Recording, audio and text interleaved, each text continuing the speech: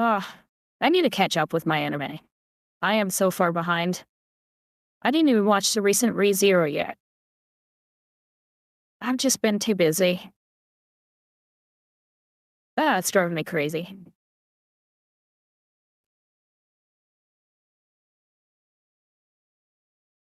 Only 2 episodes in. Yeah. I am 0 episodes in. It looked like it was really funny, but I just never got into watching all the shows in this season. Have just been too busy.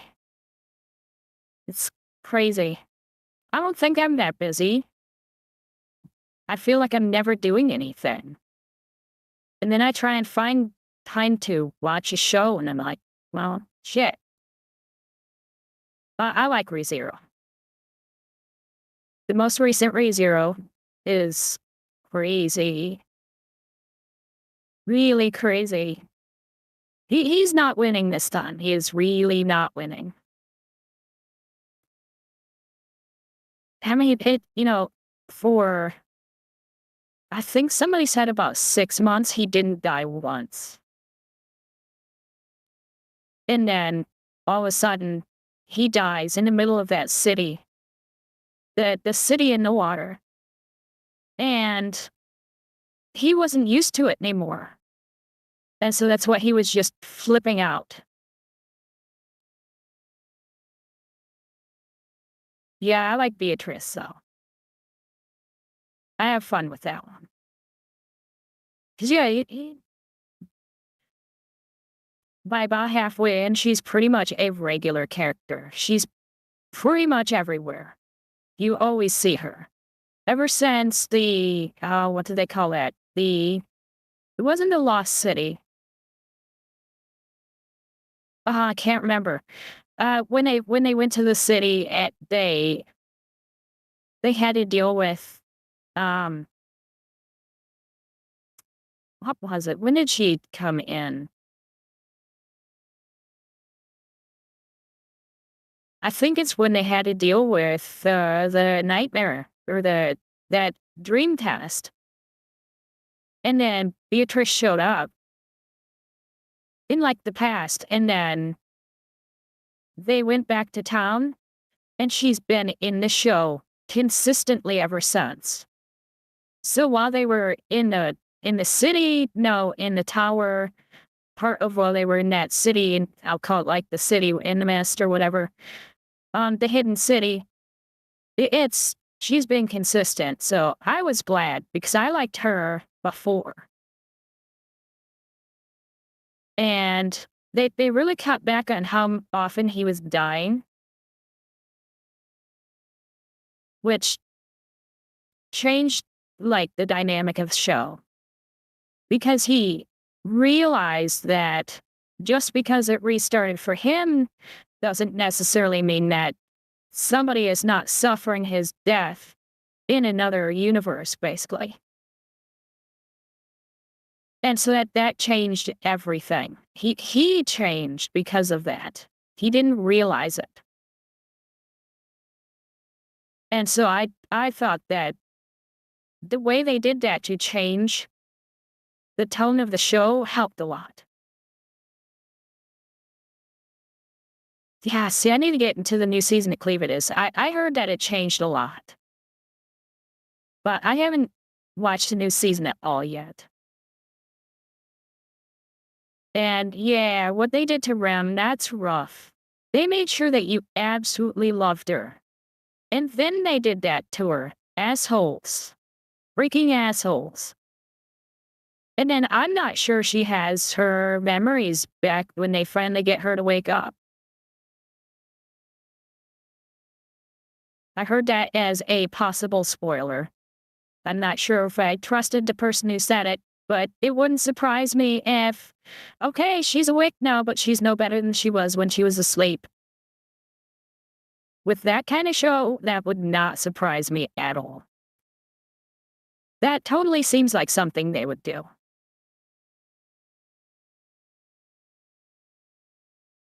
So, what else? Oh, Saga of Tanya the Evil. A show I really love. Just too rage-inducing? Yeah, I can see that.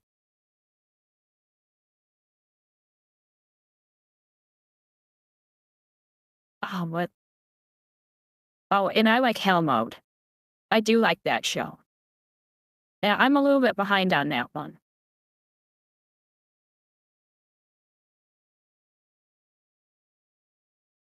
Until you can binge it, yeah, I get that. Yeah, I completely get that. This show is really good, but they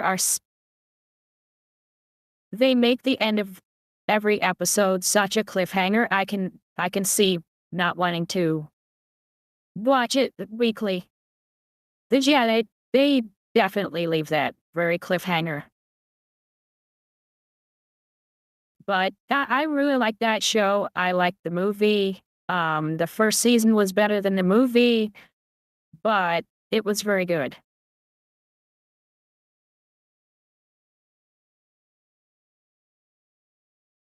I watched the first episode of Kaiju, and I liked it for the most part. And then I saw episode 2, and I just did not like it. The kind of jokes that it had in it, I was really not into.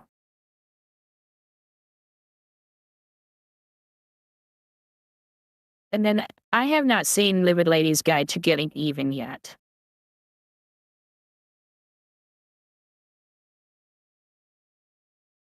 It is brutal? Okay.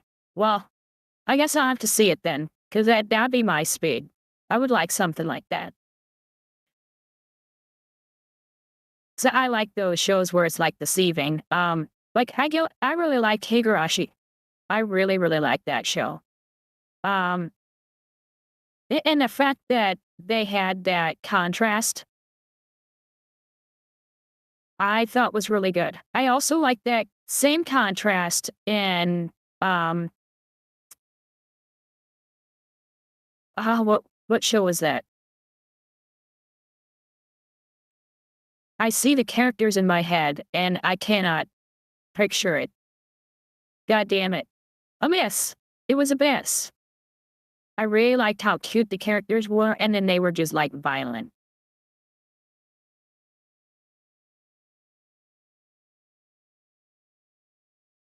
Exile Heavy Night. I don't remember that one. 'Cause I look at what's coming out, and I try and remember what I saw, and, like, trying to remember what the characters are like, and then I can usually remember it that way. Because 'Cause I'm bad with names. When a cute anime turns brutal, that's the stuff there, yes. Exactly. And that's why I like Higurashi so much. Hey, Dory, you recommend the movie that inspired the Truman Show. Okay. I'll have to look that up too. I guess I better get started. Otherwise, this will go on forever because I can just yap about this stuff forever. So, but I'll get started, will never get done. Madoka, yes. Yes. I just didn't like when they added the realistic stuff into it. When they added the realistic, like the papercraft type stuff, I really wasn't into that, but the story and the characters were so good that I was willing to sit through it.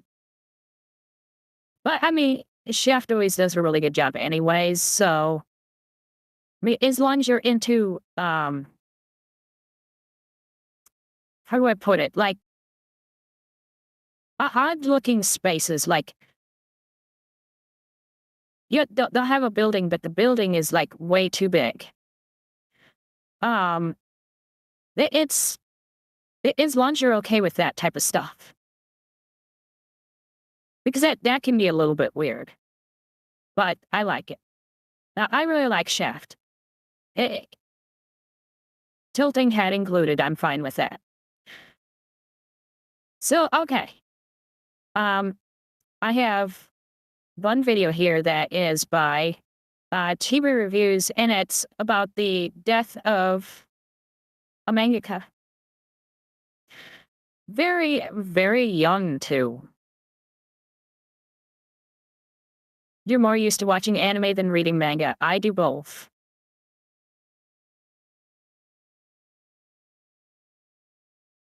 Yep, we lost another one. What do you mean the artist of Vermile and Gold passed away? This news honestly shook me to my very core. What do you mean Unfortunately, it's cancelled. the artist of Vermile and Gold passed away at the age of 33? Fucking 33 years old. Holy shit. Hi, full band. That's so young, man. It is. That's so young. Too young. And it's just... This is just legitimately sad news, because I'm actually someone that is an active follower of this series. I love... Well, I hate when we lost, and it was his fault. When we lost the author of Act Age. And he was the one who had another anime that got dropped because he was a pervert. And he was a pervert towards kids. Which is unfortunate. Because we lost one manga, and then the same company hired him for another manga, made him pick a different name, and then people found out who it was, and so we lost his second manga. And Act Age was actually very, very good. If it didn't end the way that it did with him not being able to continue it, I would highly recommend it. Act Age is very, very good. If you don't mind reading something that's excellent, but not ended, I recommend watching it or reading it. It was that good.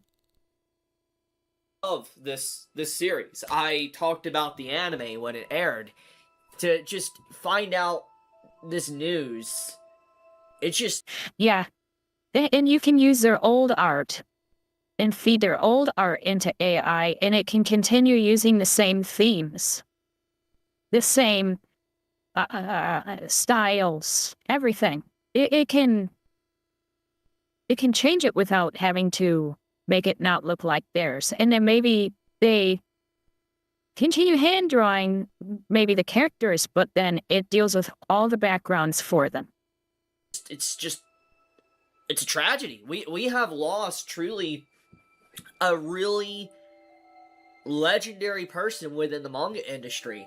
And obviously, thanks to this news, for those that are wondering, the manga series is obviously being canceled as well. I mean, you can't really continue the work when the artist of the series is no longer there to be able to draw anymore. That's what happened to, despite having several people working on it, that's what happened to High School of the Dead. The author died, but the artist did not, and the artist did not want to continue without the author, the original author. He didn't want to continue, even though he knew what the plot line for the story for the rest of it. He didn't want to continue doing it without him. I am in the figures. My figure of my art. And it's just, there's just so much I could say about this situation, which I'm about to get into, but how they passed away is from a stroke. And that's what really gets me.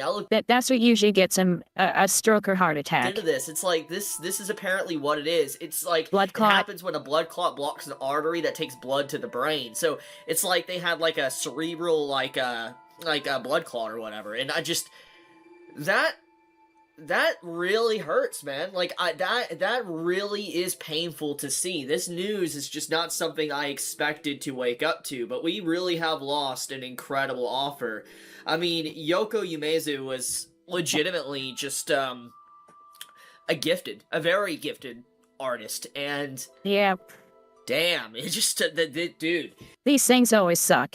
Like, for those that want to know a little bit more details, apparently the artist passed away back in, July of this year. Basically, like, back in, about a month ago now at this point, they passed away, and they just announced this literally this morning that they passed away. They usually take a long time. They want to give time for things to happen. A lot of times funerals are already over so that the family isn't bugged by fans, that type of stuff. So it's been a few weeks since they passed away, and obviously the reason why is because of privacy for the family, the funeral, and all that type of stuff. But this is just, oh my god, like, Yep, dude, this stuff happens way too much with manga offers, man. it does happen too much. And artists as well. Like, this entire situation reminds me of, like, two series, actually. It reminds me of The Familiar of Zero, the writer of Familiar Zero's light novels, and how, the author was never able to complete their series, and so we never really got to see the true ending of what would have been. And then also High School of the Dead, And there he brings it up, yes.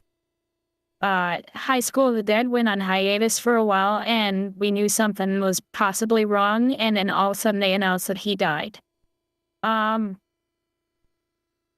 We actually thought for a while that the author of Nana had died, but she did not die. She is still alive, and she is working on something else. She never finished Nana.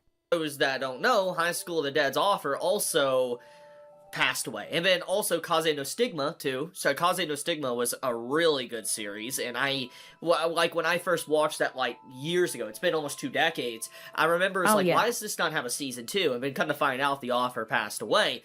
It's just, like, all these authors and artists and stuff, it's sad, because it's like, I feel like, in part, the reason why sometimes this happens is probably because of just extreme overwork. I mean, the very culture of being an author... Some of these guys are only getting, like, 4 hours sleep and no days off. They're literally killing themselves to do this stuff. And if they can feed their style of artwork into AI to, like, even if they just do it for the backgrounds, just to take the weight off of that would be plenty to help this type of stuff. Artists and stuff within Japan. And maybe weekly stuff just shouldn't happen. Japan is extreme. I've talked about this over and over, and a lot of these artists, they push themselves. They push themselves every single day, where they barely get any rest. And obviously, I have no conclusive evidence if that's exactly what the cause was. I'm not too It's possibly something else in this case because it was a clot. Affiliated with the artist's actual health.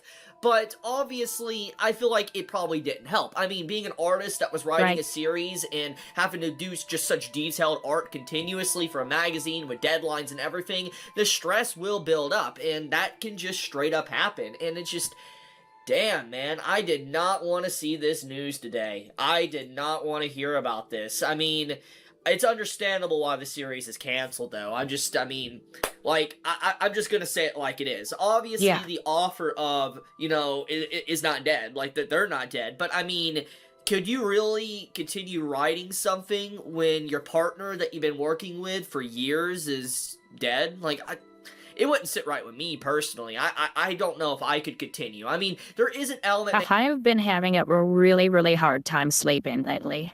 And there are some nights where I am getting 4 to 5 hours sleep.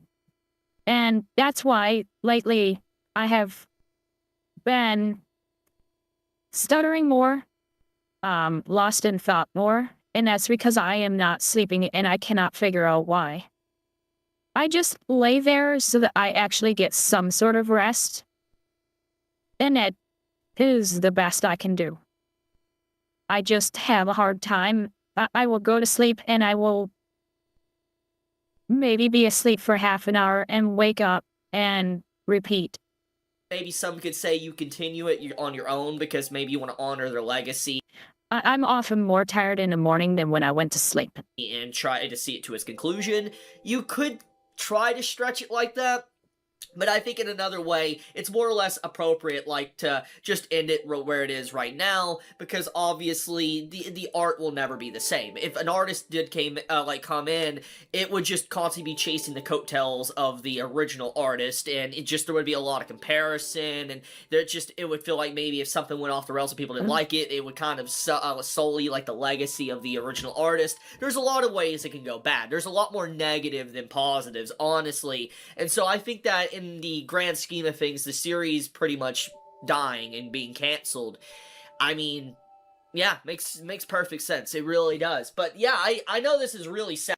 It does, but it doesn't make it any better. Bad news, but I wanted to cover this because, like, I actually read this series. I read this series on the side, and to hear this is just, holy shit. 30. Well, I think that's where isekai started. Was the people who are stuck like that. And literally what you were saying, where they die and go to another world where everything is better for them. 33, man. They died. It sucks. At the age of 33. Like, 33. So young. Okay. If I died at 33, I wouldn't be here now. That. You all have a fantastic day or night wherever you live. May That the sucks. artist rest in peace, and prayers to their family. So I'm starting with that because it's depressing. I figured I'd depress everybody as starting, and it can only get better from there. Little woolly harem and magical powers. There you go. Japan is the epicenter of black companies. The only other country that I know that has black companies like that,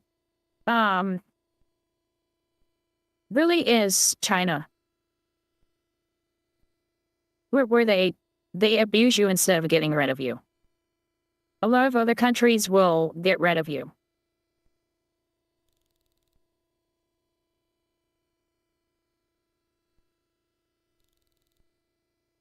You won't give your opinion because I'm terrible at anime. I get that. That's fine. I get it. So, I'm going to go into a couple things here. They're very short videos. They're by basic logic. It's going to be how modern dating trained women to hate men. And then that actually leads into an honest review of women's suffrage. It's a mess. It's a mess, and it's maybe something that we need to get rid of. Repeal the 19th. I've always said that. And the thing is that it actually makes more sense now because the argument was that women couldn't vote because... But that was never the rule. The rule was that you had to own property. And that the person who owned the property was making the decision for the family. Now, women can, and I think more than men, can own property now. Yeah, it's never getting repealed. In that way, well, it wouldn't apply to women anymore. It would apply to the poor. And the poor are the ones who are voting for freebies. And that is what's making us bankrupt. They are voting for having more illegals here. That's what's causing a lot of problems here. And the bankruptcy. I know you want freebies full band. I get it. Oh, you think Smugglana? Yeah, she probably has. I know, full band. That's because you want to hire them to do your work for you. Because you only have to pay them 5 cents an hour, and then you can feel better about yourself because you paid them.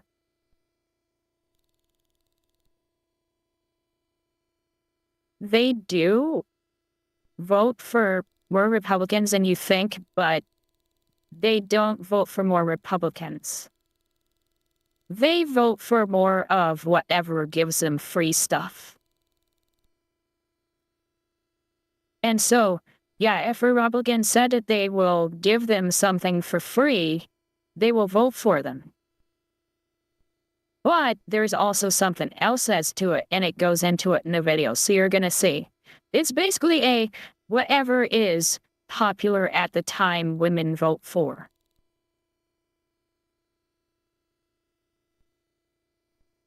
Few places are are poorer than the South, and that's as red as you can get. That's true.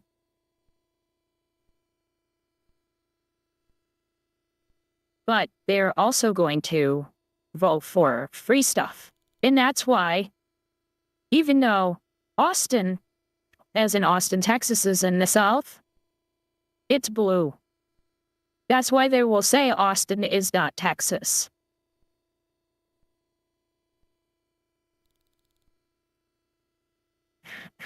And English is so hard when someone talks to me like that. It's so beautiful.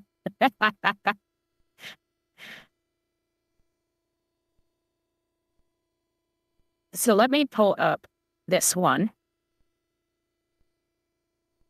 So this is why women hate men. Everyone hates modern dating. People blame dating apps, but is technology the only thing to blame? Past generations made the short-sighted choice to abandon the traditions and customs that used to govern romantic interaction and matchmaking. Instead, now we have open dating. In theory, it's freedom. Anyone Open dating and no-fault divorces are a mistake. can go up to anyone else, anywhere, and try to get a date. In practice, it makes people hate each other. But if you don't hate me, you should consider subscribing. It helps the channel. You're probably familiar with why men don't like this system. They're the ones expected to go up to strange women with little to no vetting, ask them out, and more likely than not, And then find out she's batshit crazy. get rejected Don't stick your dick in crazy. several times before finally going on a date with someone who might not even share their values. It's an introvert's nightmare and effort with minimal reward. Dating apps haven't changed this dynamic. It's the same, just magnified 100-fold. Some men are envious of women's roles in modern dating. After all, they just get to sit back and pick. But have you considered what open dating actually means for women? Since any man anywhere could ask any woman out at any time, that means if a man isn't showing interest in you in that instant, then he's perceived as rejecting you. When single men are tired of the psychological toll of rejection, they can simply take a break and try again in the future. And that's what happens a lot. When single women are tired of feeling rejected, there isn't an off switch. The absence of an interaction registers as rejection. And with phones and social media, a man could reach out to her at any time of the day. You never really rejected on OnlyFans. So even avoiding men isn't a way to avoid rejection by men. Men feel antagonized when they are actively rejected by a woman after initiating an interaction. But women feel antagonized just 1 in 10. 1 in 10. Ask out 10 women, you should get 1. by men existing, and especially if he's asking out other women. This setup guarantees resentment. And what do some women do to offset those feelings of chronic rejection? They pursue attention, perhaps by dressing in immodest ways or posting more revealing content on the internet. Since society abandoned tradition, there are no guardrails against immodesty. In doing so, she will get more male attention, but not the kind she wants. Lust will replace genuine interest. The results are an And then they cry that they can't get a man after being on OnlyFans for a few years. It's always funny. unfortunate feedback loop. Healthy men do not appreciate immodesty, leading to increased rejection, leading to increased attention-seeking behavior, leading to an increase in lustful attention, and therefore a decrease in the quality of men. In time, all interactions with men become negative. Higher quality men stay far away.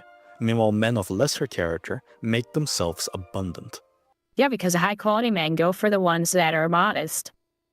And they don't notice those women. This is a painful situation to be in, and damning to a woman's Smugglana would agree with that one too. self-esteem. To lessen psychological pain, there is a convenient lie a woman can tell herself. All men are like this. Since the good men seem to avoid Oh god, the whatever podcast. her, it's easy to generalize from the pool that remains, often those lacking self-control or respect. The upside? No need to acknowledge the painful reality. Just blame it on all men being trash. The downside? Misandry. And this lie is particularly easy to believe if she never had good male role models. And since these women How about not having dads at home? vote, you will see their dissatisfaction reflected in policy, often by turning the state into a makeshift husband, further Remember this for later. Remember this for later. That's why we're watching this. contributing to the gender divide in politics.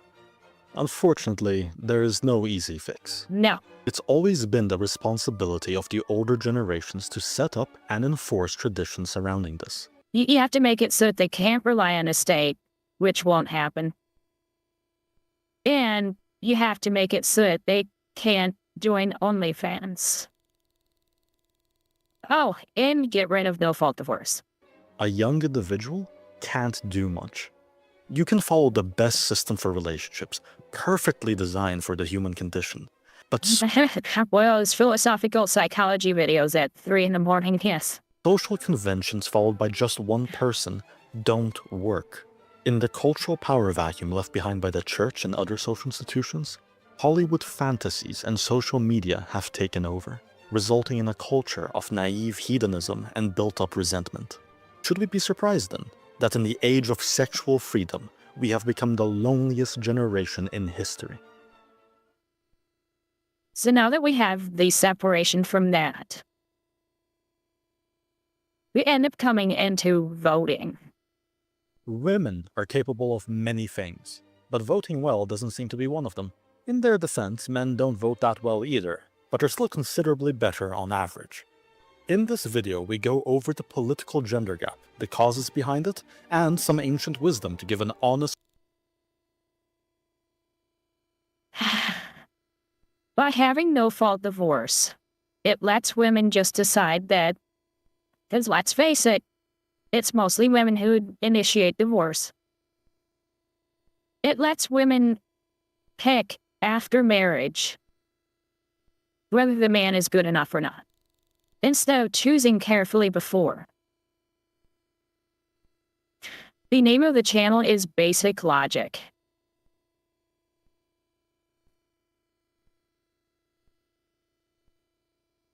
So that no-fault divorce means that people are not dedicated to each other, and so people will end up having kids and then getting divorced and having another person and having another kid and getting divorced. And then they rely on the state because now they are divorced.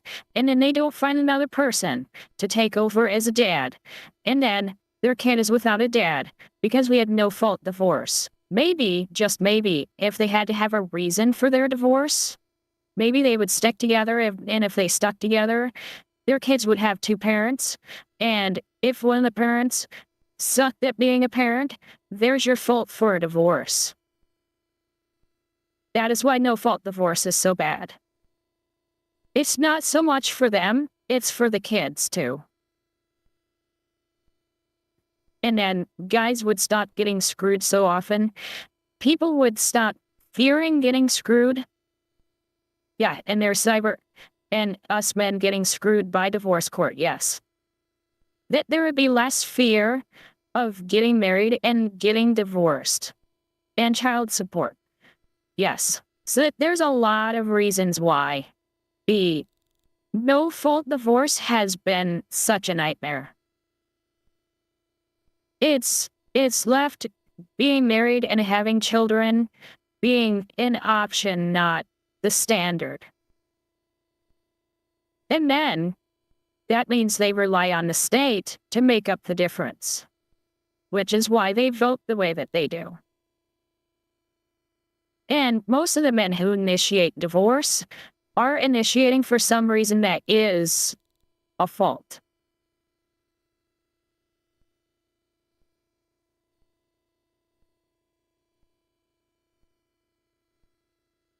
Yeah, fabricated abuse did happen. But I think that you actually have to have some sort of proof. I really think the no-fault divorce was a huge, huge mistake. Because yes, you are going to have some of those people who fabricate abuse. But you're going to have more intact families this way. And maybe you just can't be in the same bedroom. But You need to be there. Review of women's suffrage, and if you enjoyed, consider subscribing, it helps the channel. First, let's get some basic things out of the way. Contrary to propaganda, we do not live in a patriarchy. Collectively, women have more power in the West than men do.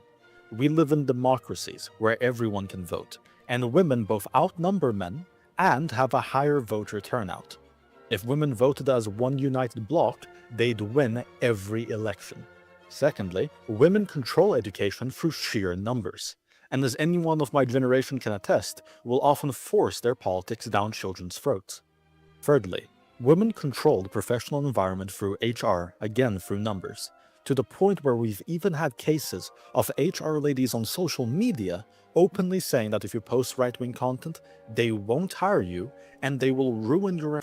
I remember that video. I remember the video. She was basically saying straight up, if you didn't vote my way, I'm not hiring you. ...reputation with other companies. And lastly, the consistent pro-woman bias in family courts have given them asymmetric leverage in marriages. Pro-woman bias in family courts have given them asymmetric leverage in marriages. The only power men still have in our... And a lot of people are not getting married because of that.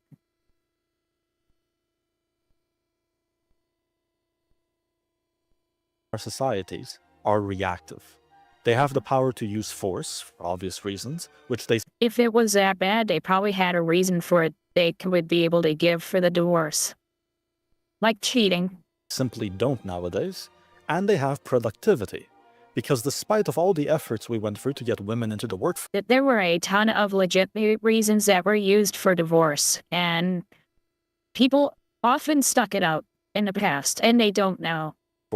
They have not occupied the essential jobs that keep society running, and I doubt the endless Zoom meetings would be missed.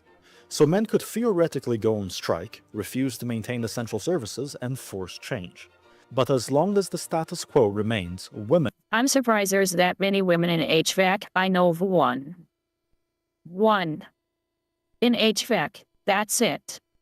...collectively are in charge. So what have they done with all this power? The Greek playwright Aristophanes, referred to as the father of comedy, wrote a play 2,400 years ago where he predicted the outcomes of what would happen if women took control of politics, called the Assembly of Women. His predictions included massive welfare expansion and equity focus, enabling free riding and draining the treasury, hostility to private property and private relationships, erosion of the family unit with the state as a substitute provider, weakened commitment, chaotic dating markets, and ironically fiercer female competition, as well as the punishing of masculine traits leading to more effeminate men. Aristophanes was eerily prescient, with modern voting data How did he know this was going to happen? showing women, on average, strongly backing the patterns he warned about. An 8 to 15 point swing over Yeah, but there are not that many bus drivers in general. men in favor of increasing welfare beyond its Not in comparison to the sheer amount of trucks. already extensive size.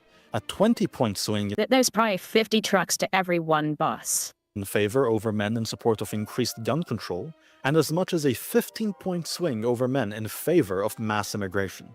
And perhaps something not even Aristophanes would have predicted, 56% in favor of killing their own unborn kids for any reason. A 15 point gap compared to men. Looking at the downstream social effects, declining families, rising spending, polarization, Assembly of Women feels less like satire and more like a warning. There are two clear patterns here. Firstly, many women are clearly voting to use the state as a substitute husband. Instead of men protecting and providing for their families, the state does it. But the irony is, the state can only provide for them by taking resources from men. After all, the state itself does There is way more trucks than that. not produce anything. In essence, this is a form of forced disenfranchisement against men. Men's naturally advantaged ability to protect and provide was once leverage for them in the dating market. Leverage they could use to get a higher quality spouse. But by these being forcefully taken from them and given for free to women, men's value and agency have been vastly reduced. One of the only things nowadays that men get to keep entirely for themselves is their own physical attractiveness. Historically, physical attractiveness is a trait women would use for more leverage in the dating market. But since that's all that men have left for Now, if you're only counting long haul, sure. themselves, it explains the recent trend of men becoming so obsessed with their appearance, and as a result becoming more effeminate. People blame dating apps and social media for the extreme focus on male appearance, but the fact that so many other aspects of masculinity have been forcefully substituted by the state seems like the greater cause. Since men are now less incentivized to acquire the necessary masculine skills to protect and provide, they'll do so less, and focus instead on more rewarding feminine traits, and as such the state will have less and less masculinity to draw on, ultimately leading to less provision and protection for society over time, as we're already seeing. There's some nuance though, because while women generally have been treating the state as a substitute husband, there are certain groups of women who will absolutely not vote this way, and in fact despise this behavior. That is, women who themselves have long-lasting successful relationships with men. Which are not used all summer long. And they're only used for a few hours a day. This is intuitive. The less successful City bosses are mostly men. a woman is in establishing a strong private relationship with a man, the more likely she is to try to use the state to redistribute masculinity towards her. Meanwhile, if a woman is successful in that pursuit, the less likely she is to want to share her man. This is effectively the libertarian versus welfare debate, except proxied through relationships. As such, societies that encourage promiscuity, polygamy, and non-commitment are effectively a form of socialism for undesirable. Because the way that you're talking about it is school buses. City bosses are mostly men. School bosses are mostly women. And it's just a fraction. Women. As men and women continue to drift apart and fail to establish long-standing relationships, the more appealing this form of socialism becomes for them. This again mirrors Aristophanes' prediction, where in the play the assemblywomen forced men's attention to be shared with less desirable women. The second pattern of female voting is supporting whatever the current thing is. I gave you the stats about modern-day voting issues, where you see women giving significantly more support to liberal mainstream ideology that we've all been taught in school. But if we rewind the clock some decades back to when mainstream institutions were conservative, you'd see women being more conservative than men. Why? Because it was popular. Because it was the current thing. Women are, on average, more agreeable than men. A consequence of agreeableness is the fear of going against the perceived consensus. As such, women operate less as independent voters, but rather as parrots of institutions. If the dominant institutions are conservative, women will broadly be conservative. If they're liberal, women will broadly be liberal. Naturally, parroting the dominant opinion is not helpful in politics, and actually reinforces political entrenchment, facilitating corruption, lack of scrutiny, and dogmatism. A deeper issue of suffrage is its effect on the family unit. In healthy societies with strong families, husbands and wives are aligned. They'll vote the same, making the extra votes redundant. However, now you have the political incentive to appeal not to families, but to individuals. And if your platform is generally more appealing to women, especially single women, but not to men, you are now incentivized to push policies that sabotage or delay family formation, or to get wives to vote against their husbands, which causes marital rift and has happened in recent campaigns. After all, as we've established, generally women in successful marriages will not vote for the state as a substitute husband, thus diminishing your power. This means that at best, women's suffrage is largely redundant, and at worst, it politically incentivizes the subversion of the family, and therefore, the future of your nation. Additionally, this is a weakness that's unique to women's suffrage, as while you can somewhat use the state as a substitute husband through the roles of protector and provider, the state is incapable of providing men with what they'd want from a wife. The market, on the other hand, fully exploits single men. But that's a topic for another day. So here's my honest review of women's suffrage.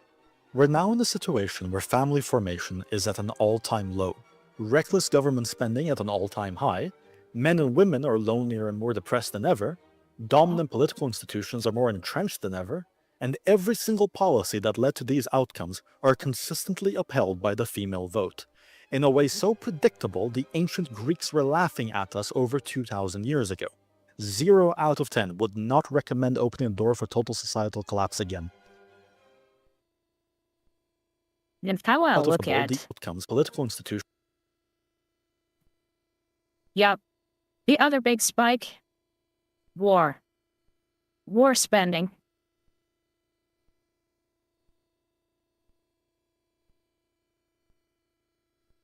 That's in the 40s. And then the High. recovery. The recovery from World War II.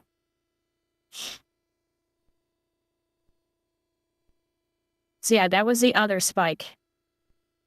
Which I kind of figured it would be. Let me get rid of a few of these tabs here so I remember. And then I have this. Let me switch the other tab here. So I would frankly have been happy to replace her with AI. Extraordinary public spat between the Sabre CEO and writer that replaced with ChatGPT intensifies. No! Let me check. Check. Make sure it's not just me. No.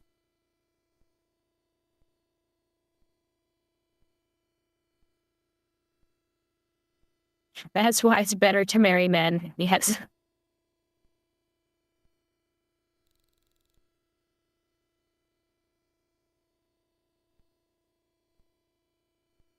Yeah, of course the stream goes down.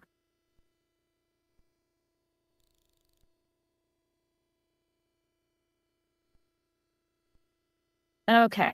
Oops, I forgot. I knew something didn't seem right. There we go. That's better.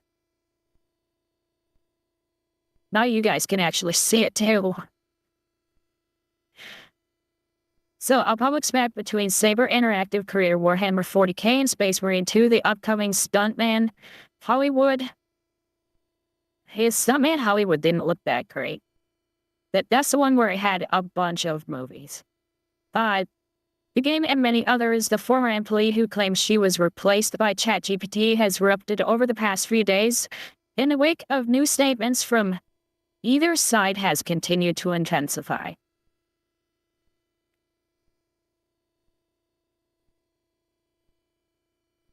I am completely against all adult citizens being able to vote. The people who want free shit shouldn't be able to vote. People who want free shit because they can't get the free shit on their own are going to vote, whether it helps the country or not. They don't care if it hurts the country as long as it helps them. People who own property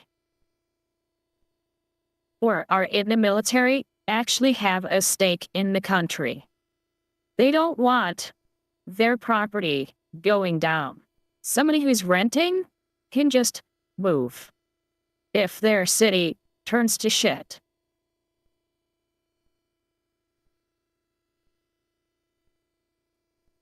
I wouldn't vote for free shit. Not if it was bad for the country. If it was bad for the country, I would have more problems than free shit now. Because that free shit program would probably end as the money ran out anyways. And so we need to get away from this free shit, which I will always call it free shit. We need to get away from this free shit, and the only way to do that is to make sure that the people do not have a stake in the country, do not get a vote. Because they can turn California to shit and then move to Texas. Oh wait, that already happened. That already happened. People voted to turn California into shit and then move to Austin.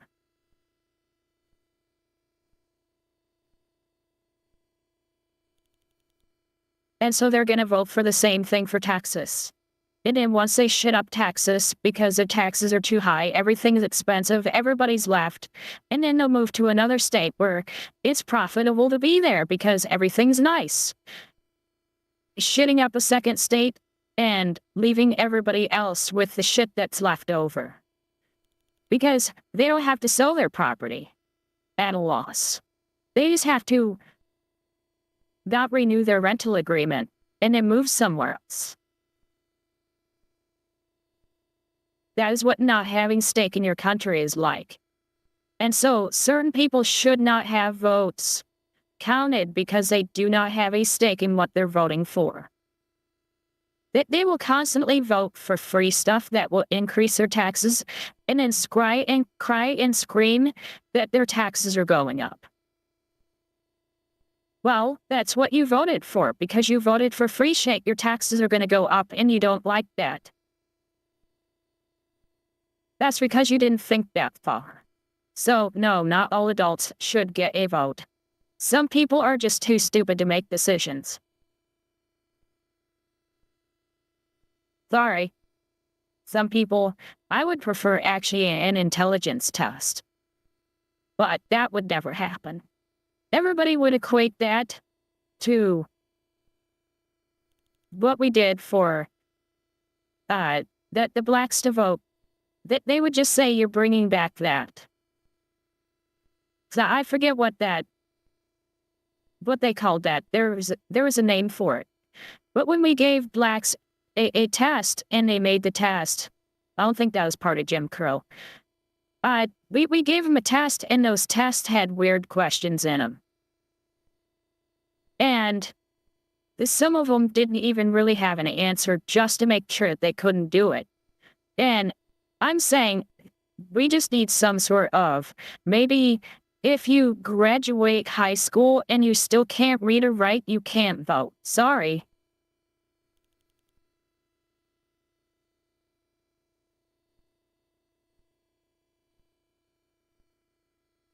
Right, free is not free, and when it costs taxpayers. But they don't see that far. They just see, oh, I'm going to have a rent freeze. I'll use that as an example. And then they don't realize, okay, but that means that they can't get extra money from rent to fix their buildings, which means buildings cannot be fixed, which means buildings cannot be rented, and less supply, more demand. Prices go up, and then they complain that the prices are going up. I sound so American, that's because I am. Hardly any money goes to defense contractors. We make it sound like a lot. I used to make it sound like a lot, but it's not. That the problem is not that it's going into our defense, because that ends up paying our own people as well. The problem is when we send it to another country altogether. Infrastructure goes to shit, yep. So actually our tax dollar is going to American contractors and paying, why do you keep saying playing, and paying American soldiers is helping Americans. But then we send it to another country, and they don't get anything here. We don't get any of that money back. Unlike when a soldier spends that money here, bringing it back into the system. Most end up in special welfare, yeah.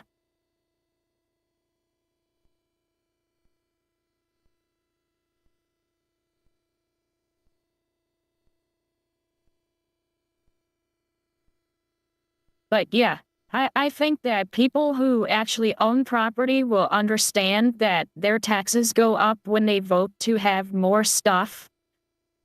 And renters simply do not understand that they can't have a rent freeze because that person who's renting them their space has to pay an increase in property taxes and cannot give you that increase based on the increase in property tax. Their property taxes probably doubled between the 80s and 2000s. And they were told to keep that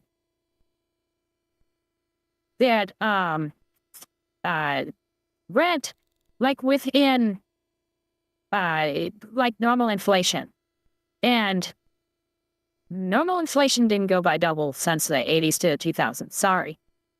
And so those people don't understand that when they vote for that school thing that they want, because they want better schools for their kids.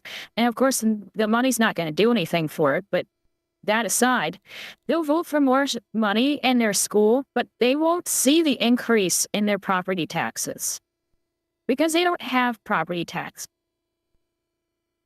It's built into their rent, which hasn't gone up because they're not allowed to raise it, which is what's happening in New York. Those property taxes keep going up for more programs, and they're still told you cannot raise rent. It's like, okay, then if you freeze rent, then you have to freeze my property taxes. Won't do it. And it's like, fine, then I can't replace the walls that the last tenant broke. Well, too bad. You have a building that is not up to code. We will just take it over, which is what they're talking about now. It's like, yeah, you're making it impossible for them to fix the buildings so you can take the building over and then do what you want with it by spending more tax dollars to fix the buildings and then rent at such a minimal amount compared to everybody else. Because you have to pay property taxes. You are the government.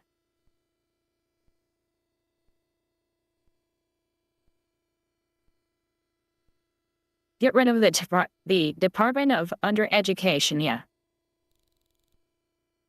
Give it to the states, because each state already has their own Department of Education. There is no reason to have a federal Department of Education when all they're going to do is answer to the state Department of Education. It's the state DOE that's going to actually do the talking to the actual schools, or really the school districts. And then give it also to the families so that they can do the homeschooling.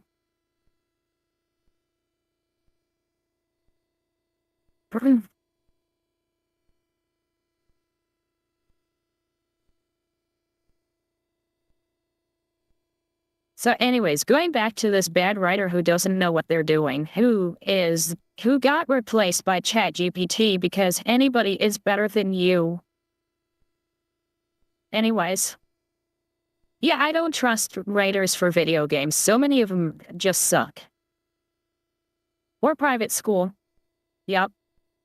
So overnight, Saber Interactive founder CEO Matthew Karch, I think it's Karsh, said to This Week in Video Games, I would frankly, in retrospect, have been happy to replace her with AI. At least we would have been dealing with someone programmed, to be honest.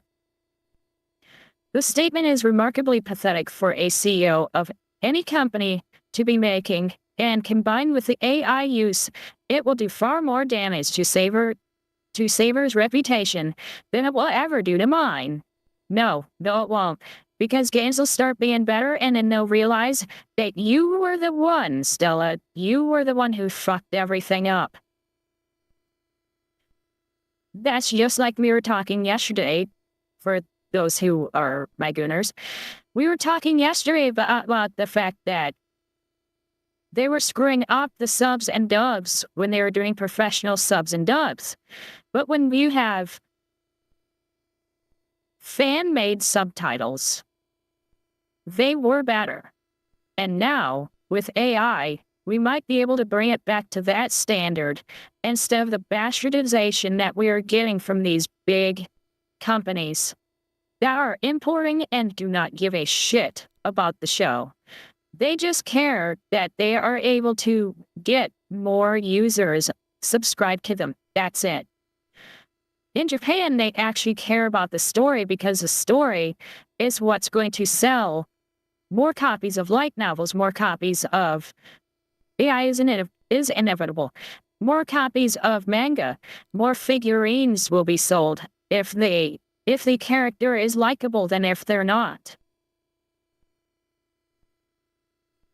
And that's why it's important. And maybe, just maybe, in the games industry, they just need more AI writers because the writers they have are all activists and are dishonest, like he said.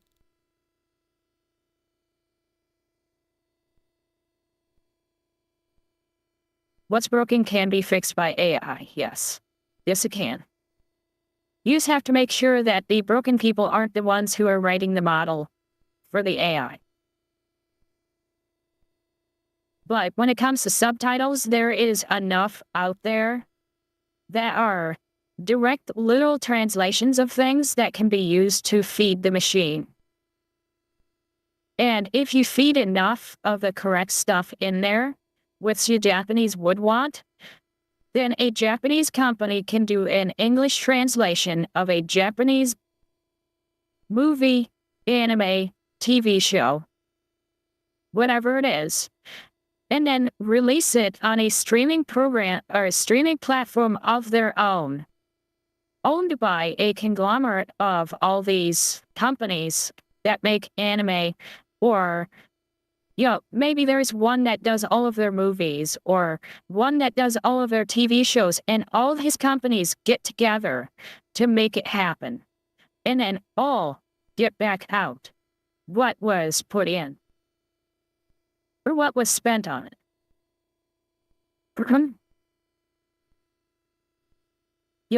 That's a problem that Disney has with Disney Plus.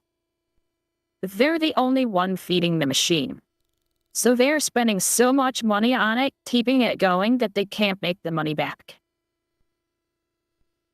If an anime company says, hey, I want to get together and put together a site, we can all feed into it, all put in just the English translations, and all get back out a portion of their subscription based on views. Who's in it with me? And then they just have to spend the money that it took to run it, and then everybody gets a percentage back based on their views.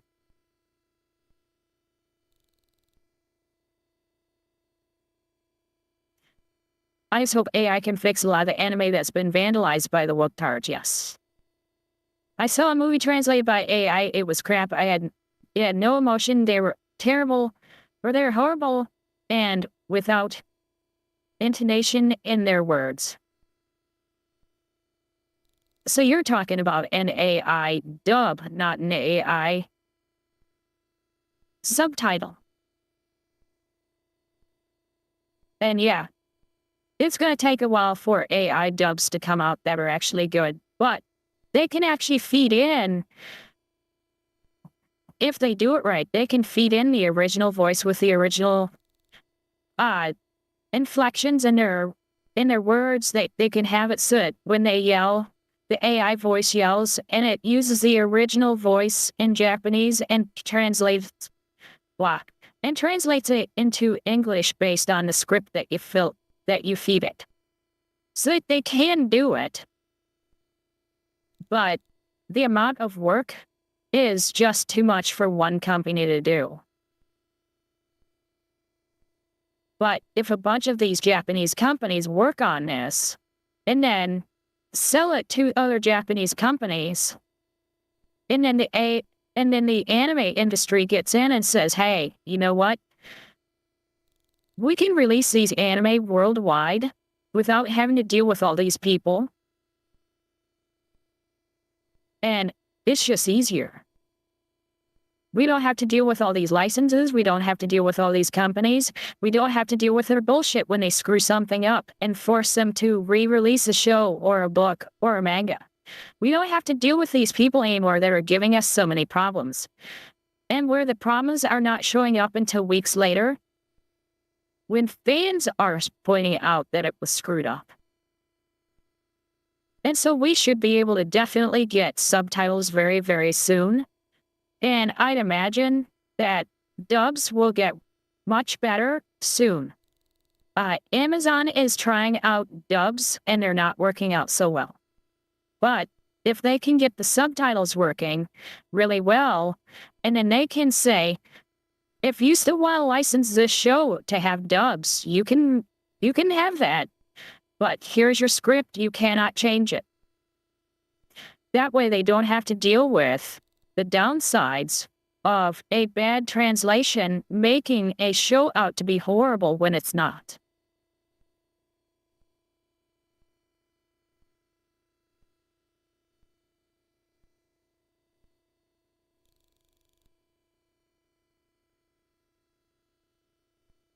Plus, I can get a real good translator because the Japanese is really hard to translate. Japanese isn't that hard for a machine to translate anymore, actually. They're already actually working on a lot of it, and it's not that hard to do. Certain words should probably just stay the way they are because there isn't a literal translation for it. And that's fine. People will just pick up the words slowly. That's what we used to do. Everybody thought that adding son to the end of the name was like a catastrophe because nobody would understand it, and everybody understands it now. It's really not that hard to do. The problem is that they have human translators that are adding their activism into anime, and that is actually worse than something that is maybe has a little bit of an issue with it. But if it has a little bit of an issue with it, that's what the editor's for.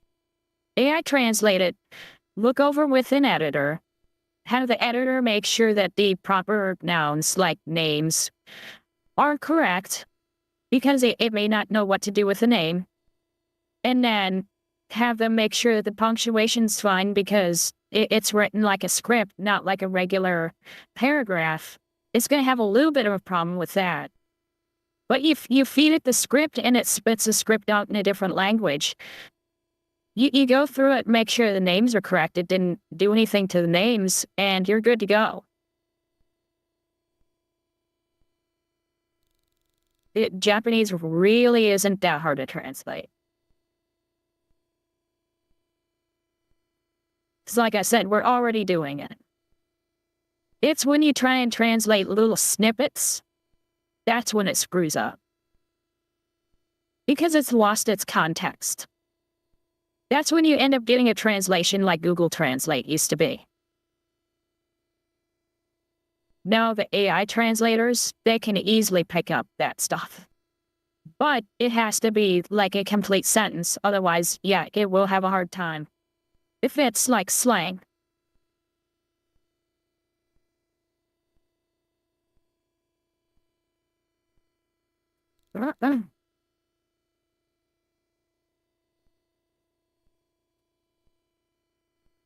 And the game in question, Rideshare Simulator, which looked dumb.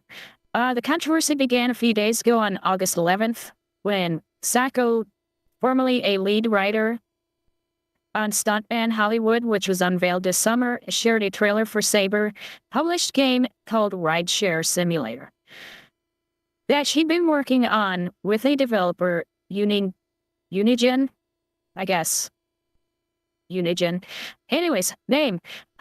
She revealed the game had been made with Gen AI, but didn't disclose the fact that on Steam, in that she'd been replaced by ChatGPT. So the game wasn't created with Gen AI. Their stupid ass was replaced with ChatGPT. I was the lead writer on this one. Stacko wrote on Blue Sky. Well, see, there's your problem right there. And Saber replaced with ChatGPT midway through development. All the passenger voices were AI too. Who cares? It's just the passenger voice. You're hardly having any lines with it. Who cares?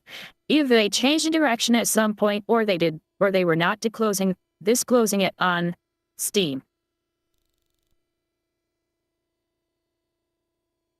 Don't tell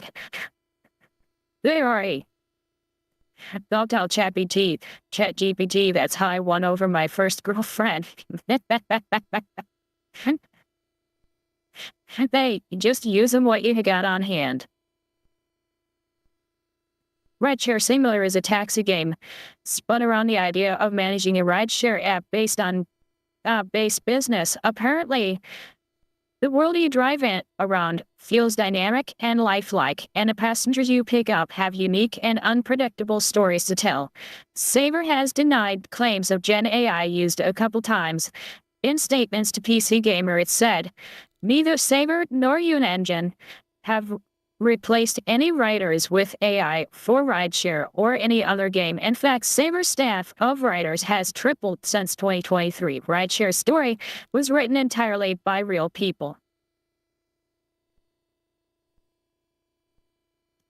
So the publisher did note, however, that more experimental free ride mode by necessity incorporates AI as the number of the passengers in its game is infinite.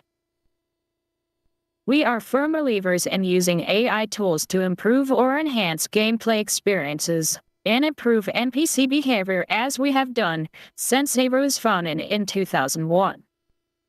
Yeah, I mean, we always called the actions of enemies as AI. But Sako wasn't having it. "They can say what they want. I was there," she told PC Gamer. They took off the project's use of ChatGPT to write the rest of the text, including planned live updates. "If they change plans in the interviewing years, that's great. But again, I was there, and my job was to write the game. And then I wasn't once." With Matt Karsh, deciding to using ChatGPT would be a great publicity for the game. I mean, if you are using generous stuff so that you can have people saying unique things that they can't say normally because it has to be made up on the spot, go for it. And stop saying, "Oh, well, we used AI." People are going to assume that, "Oh, you used AI, that means everything's AI. No, we have AI interactions so that you can say anything and it can respond.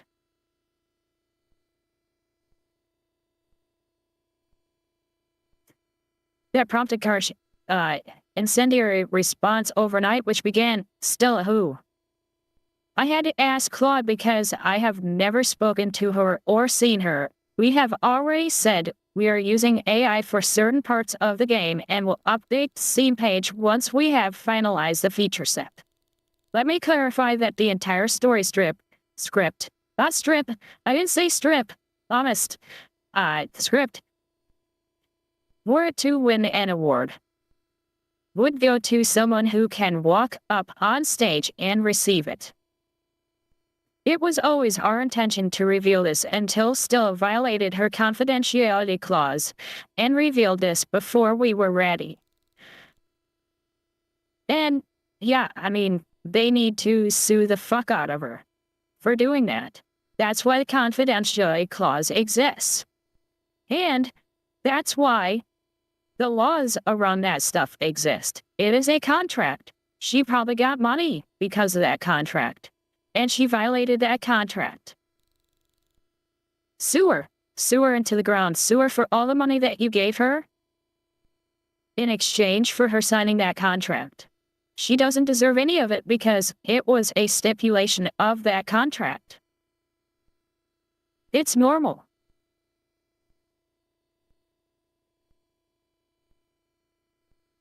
And Seko's response overnight came as a result of this. I have seen the statements by Matt Karsh, the CEO of Saber Entertainment, and all of the truly horrendous things that he said about me. I think it should be obvious to anyone who's words that statement that he's lashing out because he did not want people to know there was AI use in a game. God, I can't read. And so she came back with, everything I said was true. Here's more truth. That the statement is remarkably pathetic for the CEO of any company to be making, and combined with the AI use, it will do far more damage to Saber's reputation than it ever would mine. it's going to do financial damage to you if they do what they're supposed to do. This screen will be many people's first exposure to the Saber brand Noma. People know who Saber Interactive is, even though they haven't released much that a lot of people want to use lately. She, yes, probably is a trainee, isn't it? Seko said previously alluded that the situation months ago without specifying the game in question at the time. I will ever tell you guys I got replaced with ChatGPT on a Project 8 Saber. One of the execs figured out if we wanted to do live ops content for it, not only would be less work for everyone if ChatGPT wrote it all, but that they could use it as a marketing and selling point, since gamers love AI. It is? Well, there you go. There's your problem. So they got rid of the problem. Hey, Pochito. And, of course, they declined to respond.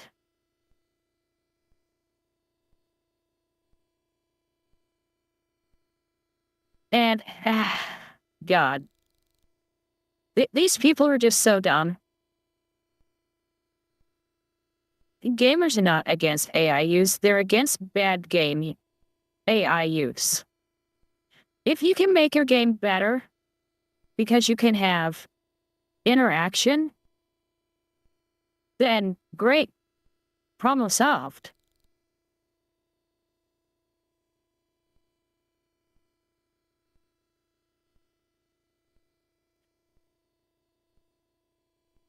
And goodbye, Hidori. I know you're gonna fall asleep. It's late for you.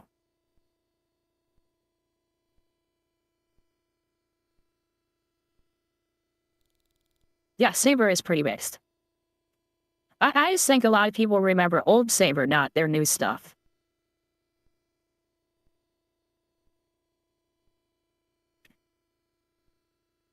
So, yeah, in a person's trans, you can see why they're this against AI.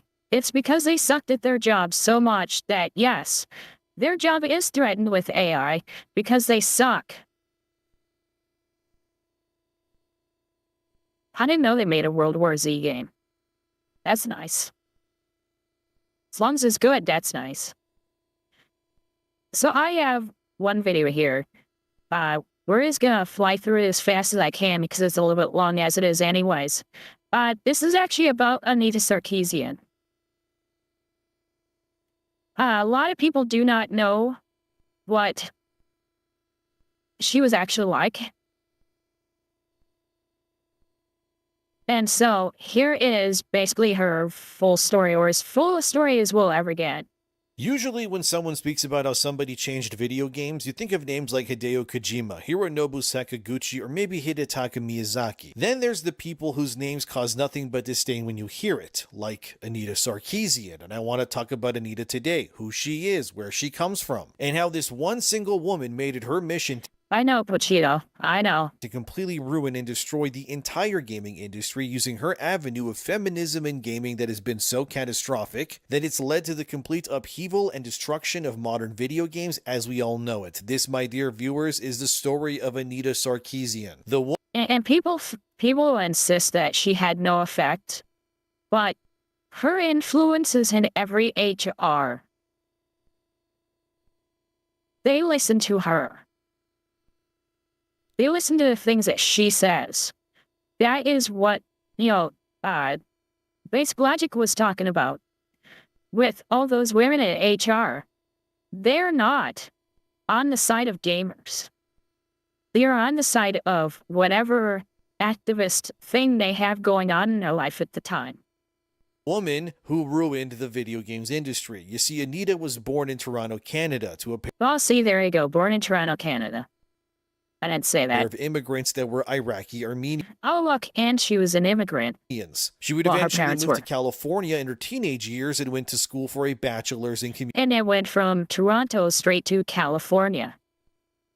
Yeah, she was doomed. Communication studies. Eventually, she would get a master's in social and political thought from York University with her thesis on I'll Make a Man Out of You, Strong Women in Science Fiction and Fantasy Television. Oh boy, here we go. After going to school, Anita decided that she wanted to use her unique brand of insufferable feminism to grift her way into an industry in order to make money. This led to her landing on the concept of consulting, which she decided to spearhead through a non-profit organization and site that she would create called Feminist Frequency. Yes, that's the name of it. I am not kidding. This site was created in 2009. Anita would critique popular media through her feminist lens, and she would unironically use certain ways to see if the media she was critiquing could pass the feminism quizzes that she would create. One of these methods that Anita would use is the Bechdel test, which is hilariously on brand for Anita to use some. Just think, when she started her mess, there are kids who were in single digits age that are graduating high school. Many years removed now. And if you don't know what the Bechdel test is, it's named after the person who invented it, who was Alison Bechdel. It is a test that checks the representation of women in media. It checks to see that if in, say, a film or TV show, if two women actually speak to one another in the media being tested without Oh, he goes into that. the presence of a man. So the Bechdel test would become famous, I guess, as a way for creators in media to determine if their work Alison Bechdel did say it was a joke. She said herself it was a joke. was sexist or not. What's funnier is that Alison Bechdel has openly admitted that this test that she created was nothing more than a joke and was never actually meant to be taken seriously. It was just something And there you go. Yes, she is taking it seriously. she did as a funny with her lesbian friends, okay? But because media at the time was so pressed to see more inclusion, But that's what she's remembered publicly. Just because that's the only thing that ever brought her name up. I'm sure scholastically, in some cases, she's probably known a little bit better for other things. But yeah, for us, that's the only reason we would know who she is. inclusive and fostering towards, female representation in media, the Bechdel I probably wouldn't like her either way. But still. test was taken seriously, despite, again, the creator telling everybody, no guys, it's actually a joke. But anyways, Anita Sarkeesian was one of these people who still believed the Bechdel test was the gold standard, and it's hilariously on brand that this test was actually a joke all along. Because I can name a whole bunch of really, really raunchy, perverted anime that passed the Bechdel test. And feminists would never claim them. Because all you're going to see from the rise of feminism in video games under Anita here, it rose like Icarus to the sun and then it burned almost immediately. So anyways, back to the lore, she took her feminist frequency show idea and then expanded it. Eventually in 2011, creating a video series called Tropes vs. Women. As you would expect, the show was just another grifting attempt to understand how women were treated in various forms of media. Eventually, Anita would take her feminism critiques and expand it by getting gigs to speak at universities to students who were getting degrees in women's studies. She would use this opportunity to talk about how women were treated in pop culture to then further her agenda. After all of this, eventually, Anita would get her way into video games, where she would irredeemably ruin the entire fabric of games going forward for everyone. And the developer that allowed Anita to speak on female representation to get her way into the industry was none other than Bungie. Yeah, the Halo, Destiny, and Marathon people, yes, they were Anita's in this entire time, the ground zero, if you will. Inspired by her ability to speak to Bungie's employees, this would allow Anita to start her true grift into the world of video games proper, and where this house of cards that was once a male hobby would be irredeemably changed for the worse to such a degree that we are still fighting the damage that Anita and her ilk created all that time ago. This would eventually lead to Anita, now supercharged by her platform that was given to her by Bungie, to start a new chapter. She realized just how lucrative and untapped the potential was in modern video game development, because no one like her really existed in this space yet. Everywhere she looked, she would see things that she thought needed change, right? Men were on the cover art. She's a hammer. Looking for nails. men in studios making video games for a male demographic, women usually in support roles, overwhelmingly so that the majority of the now bustling billion-dollar empires that were being built about men, by men, for men. But that was not good enough for Anita Sarkeesian. Oh no, no, no. So naturally, how do you change a culture from within? Well, you simply infiltrate it. This would lead to Anita starting her Kickstarter campaign, which was the poisoning of the well that was called Tropes vs. Women in Video Games. It would be a YouTube video series where Anita Sarkeesian would go through the representation of women in video games at the time. She would request money to help her fund this series, which makes zero sense to someone like me who makes content. After all, it does not take that much. Yeah, this ruined AAA because they are all going to hire a group like this if they want massive amounts of credit. Because yeah, if we need to buy something expensive, like a house, we get a loan. When a company wants something that's expensive, like making a video game, they get a line of credit. There's a difference there. And by having one of these companies on your payroll, they will increase that line of credit. So if you need like $200 million, they might say, well, we can give you a line of credit for 100. If you want 200 million, no, make sure you hire one of these groups. And so because they needed the money to make the game, they did it. Money to make some videos. I mean, you're watching this video right now, aren't you? In Anita's case, she would end up receiving an eye-watering $159,000 in Kickstarter funds to create her series, which is way more money than what's ever needed to write and produce the series that she was creating here, by the way. But grifters are gonna grift, as they would say, and these videos would release on the Feminist Frequency YouTube channel from 2013 to 2017. Overall, the series would result in 18 episodes that would get produced. I watched some of them. These are, how do I say this? They're not very professionally made videos. Let's just put it that way. And I've seen many a YouTuber create, and it's not her gameplay either, far more professional looking or the gameplay of a person that she hired. Content almost on the daily, may I add, to what Anita was able to produce with the entire video games industry backing her with a team of people also helping her out. It was so obvious that Anita was just doing this on the fly and was hoping that nobody would notice that she didn't really know what she was talking about. Of course, though, Anita would tell her fans that supported her that she grew up playing video games, loved them, and wanted what was best for them. But it turned out, however, that wasn't true. When a clip of Anita was unsurfaced where she spoke to students and she openly admitted, well, watch this. I'm going to show you a remix that I just finished this weekend and no one else has seen.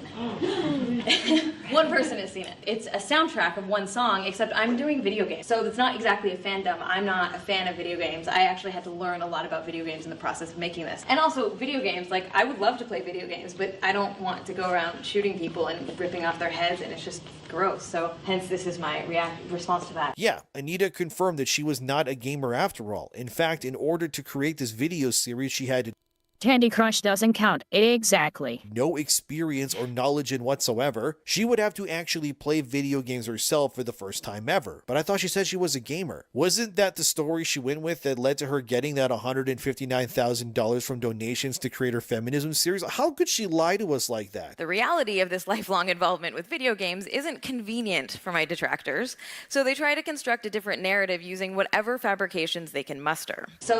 Like videos of you talking. It's not exactly a fandom. I'm not a fan of video games. I actually had to learn a lot about video games in the process of making this. I'm an expert on the depictions of women in video games. Not a fan of video games. In addition to playing games for most of my life, I've spent the last 3 years researching and examining the representations of women throughout the history of video games. But again, this was Yeah, and I don't mind a AAA games crash at all, because it is so easy now for people to make an indie or double A game and get that kind of funding, because a lot of these companies are squeamish about giving AAA money, but they will see that they can give 1/10 of the money to an indie and do that 10 times and get way more money back. Way, way more money. Was who became the face of modern feminism and the spear point that would pierce the flesh of modern Western game development. In a way, Anita was about to become a modern Prometheus, but instead of giving humanity the ability to wield fire, she would replace that with feminism and ushering in an era of complete lunacy. You see, Anita would also, as seen here in this Kotaku article titled How She Wants to Change Video Games, that Anita would admit that she was never a gamer in the first place. Despite the protection that she was given by the games industry, Anita would tell Kotaku in the interview the games that she played were casual. Stuff like Angry Birds, Mario Kart Wii. However, it was this part in this interview where Anita was about 3 years into changing the video games industry for the worse. I am a lifelong gamer of Tetris. Where she would admit this as seen here. If you asked me at the time, I would probably have said I wasn't a gamer, Anita said. Under her breath, she added, I don't even know if I want to say that now, but whatever. Interesting. So the woman who would irreversibly ruin video games admits in a random Kotaku article to the public, no less, that she was never a fan of video games really to begin with, in her own words. So then why, pray tell, are we still listening to what she even has to say? This is someone who made a whole video series that effectively could be surmised as man bad, woman good, the end pretty much. But the problem was that the games industry, despite knowing that Anita was kind of a fraud at this point, they kept her protected anyways. She was really their messiah, her message clear, and it led to many a company changing their hiring practices and creating a space where the typical game developers, that being men, were quickly. Well, it's not just sense. The thing is that they would have to hire one of these companies, and then they're going to hire somebody who works well with those companies so that there isn't any friction. And now you have two massive, massive feminists dealing with a very masculine game. That's not quite right, but like Halo, all right? Because that's like an example right there. That is modern. So you have Halo, and then you have a bunch of feminists who probably hate guns working on it. And, well, we're giving them a vote on what goes in the game. And a director who's willing to simp for, all the women in the office and all the women here, probably because they can't get a date otherwise.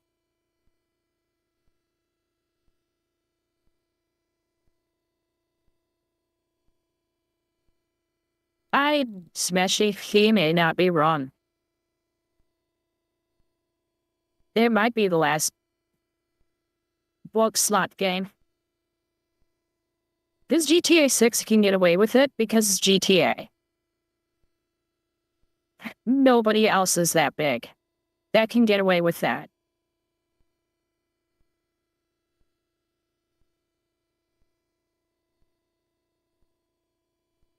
I thought it was Smash JT that was talking about GTA 6. And then Hypnotic was talking more about Sony. Becoming replaced with women and people who identified as the entire kitchen sink at this point. From that same Kotaku article, as you can see here, Anita admits. Well, I should have said, you hire one of these companies and they'll come into the office and they will start complaining about the staff. And so the staff starts getting replaced by HR, who is talking to this other organization. Because these places aren't just like proofreading. That they're not reading the script to make sure there's enough black people in your game. They're arguing that, no, you need more females on your staff. Here's a list of females that are really good at games. And of course, all of them are raging feminists too. It's that she's actually repulsed by games like Call of Duty, God of War, or even Grand Theft Auto. And also video games. Like, I would love to play video games, but I don't want to go around shooting people and ripping off their heads, and it's just gross. So, as a leading expert in this field, I'm regularly sought after for media commentary on gaming topics and hired. She needs to lose weight. By developers and publishers to consult on upcoming titles.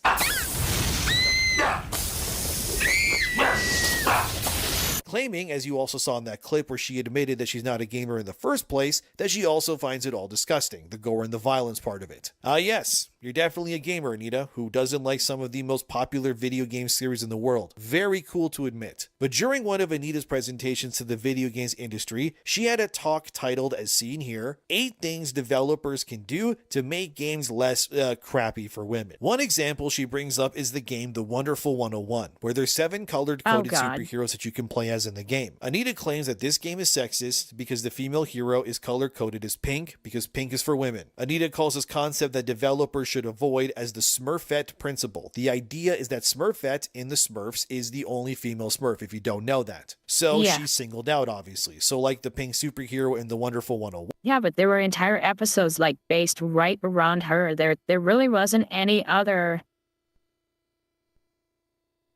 character that they really based anyone like completely on. She was actually one of the more important characters in the show. Yes, I am that old. One, they are also singled out as well because they're color graded by a feminine-like color being pink. This is Endymion. Maybe that's a valid argument, but either way, it wouldn't end here, of course, because Anita, during her presentation, which wasn't made public as far as I know in video format, so I can really only go off of what Kotaku is saying here, complained that other games during this time also didn't have many female playable characters or diverse body types. Games like Borderlands, however, she did praise that did start to bring in more female heroes. God. Borderlands 3 and 4. But she did say that games like Team Fortress 2 were bad examples of how to make games because every character playable in Team Fortress 2 is a man. Ironically though, Team Fortress 2, in case you don't know, is still played by thousands of people daily on Steam, whereas nobody watches Anita anymore, so the joke writes themselves that time. Anita would say more during this presentation, like is seen here. Fixing this is of course incredibly easy. Just give players more diverse options. Giving players more playable female characters is the first step toward female. It makes your game more expensive to add characters that most people are not going to play. No, it's not easy. It's very expensive. Male characters, like their male counterparts, being defined more by who they are rather than simply by their gender. She would further say at least half of the options should be women, and really it would be great if it was more than half the options were women, and I know some people think I'm completely loony when I say that. Well, we already thought you're crazy. Unfortunately, the games industry would listen to Anita's words, as these days there's plenty of female characters, and in Sony's case, they went off the deep end, just erasing male heroes for female ones instead, franchise by franchise, as we all know. But Anita would also, as seen here, rally for game developers to... Yes, or like what they did with, Marvel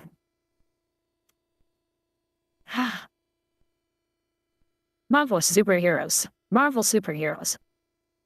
With it, yet Captain America became Captain African America, and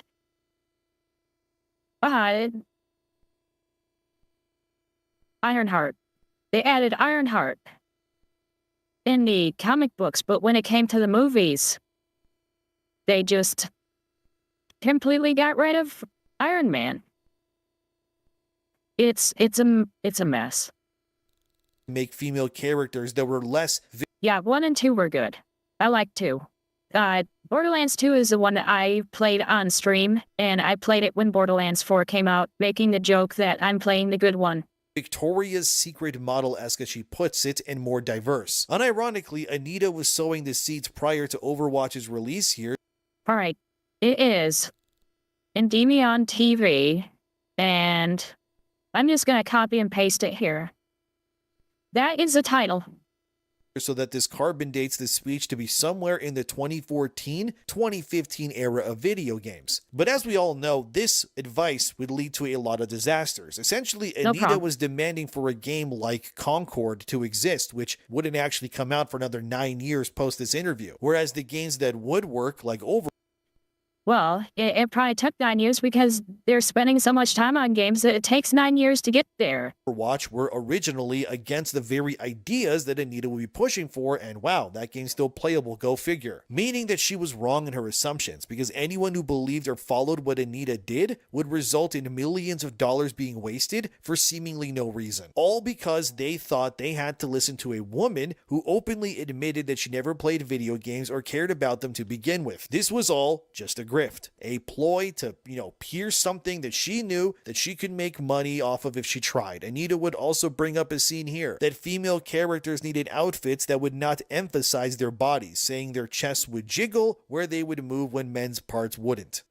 Hi, Budgie. Hilariously, as we now know in the future, Anita's claims would obviously fail, because games like Overwatch, which she was openly criticizing here years ago, would end up embracing their more ideal female body types with plenty of swimsuit-like outfits. And every new hero added to Overwatch in the last year or so has been nothing but idealized, oftentimes South Asian women. For example, Overwatch just added Demon to the game, another female character who is neither ugly nor fat, go figure, and games like Marvel Rivals have popularized the idea they have no choice. They're losing players. Of giving ideal outfits for both their male and the female heroes. I mean, Rivals is littered in scandalous outfits for everybody. You can put Punisher in a Speedo just as much as Black Widow Feminism is Marxism, yes.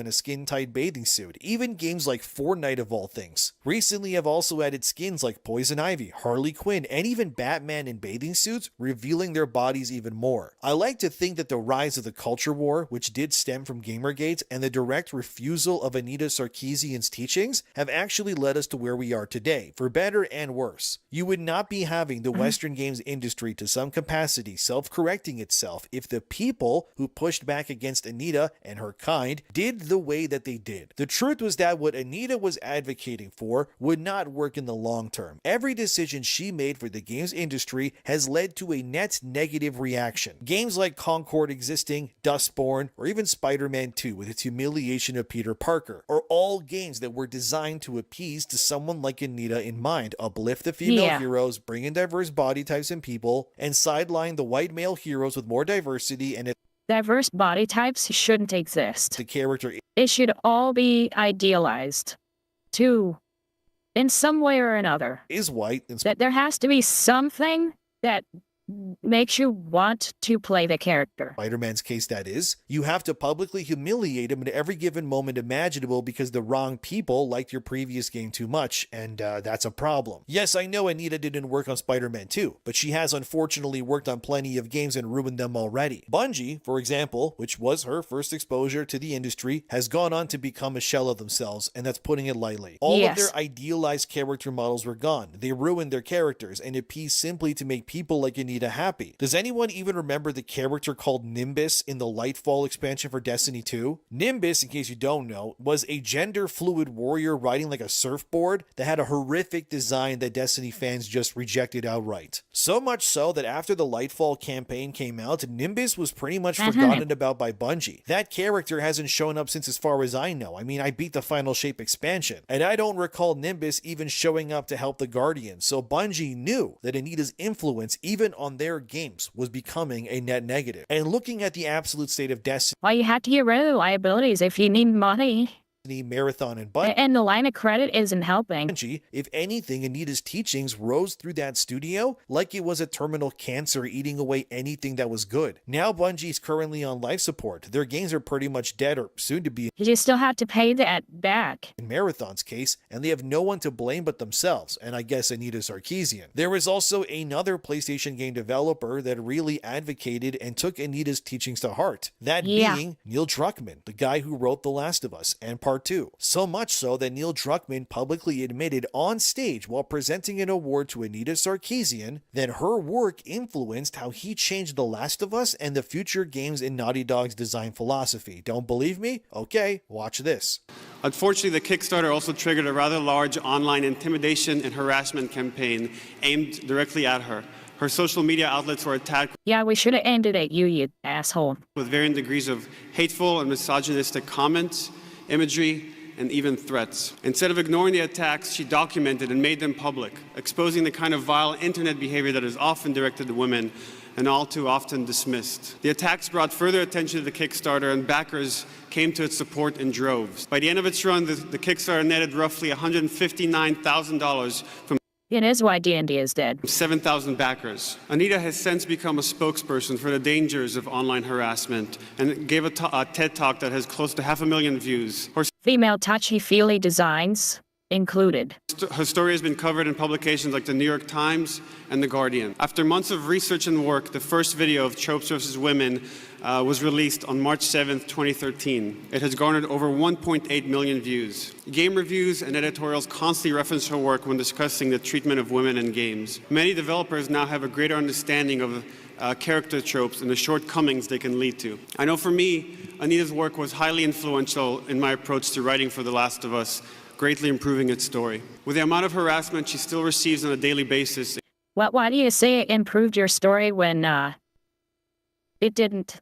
Including some today. I've often wondered, why keep doing this? And having discussed games with her on Yeah, why keep doing this? How about you quit? several occasions now, the answer became abundantly clear. She loves video games. So it's not exactly a fandom. I'm not a fan of video games. I actually had to learn a lot about video games in the process of making this. She's so passionate about them that she feels they're worth fighting for. It is my honor to present the Game Developers Ambassador Award to Anita Sarkeesian. It's become very clear that Anita influenced Neil so much that he literally just gave her an award, since The Last of Us Part 2 would also eventually embrace all the qualities and teachings that Anita would endorse for modern video game writing. And as we all know, Part 2, compared to Part 1, sold far less as well. Because the reality is what Anita Sarkeesian believed is not economically viable. Instead, all it has done is change the games industry into something it was never meant to become. And because of that, thousands of jobs have been lost, billions have been spent trying to enforce these ideas, only for most modern game developers to then realize that the old ways, ironically, have always been the best. To make video games either way, to create games that are free of political agenda has and always will be the greatest way to create art. It doesn't mean that politics can't exist within modern media, no, but the clear distinction here is that if you incorporate politics in It should be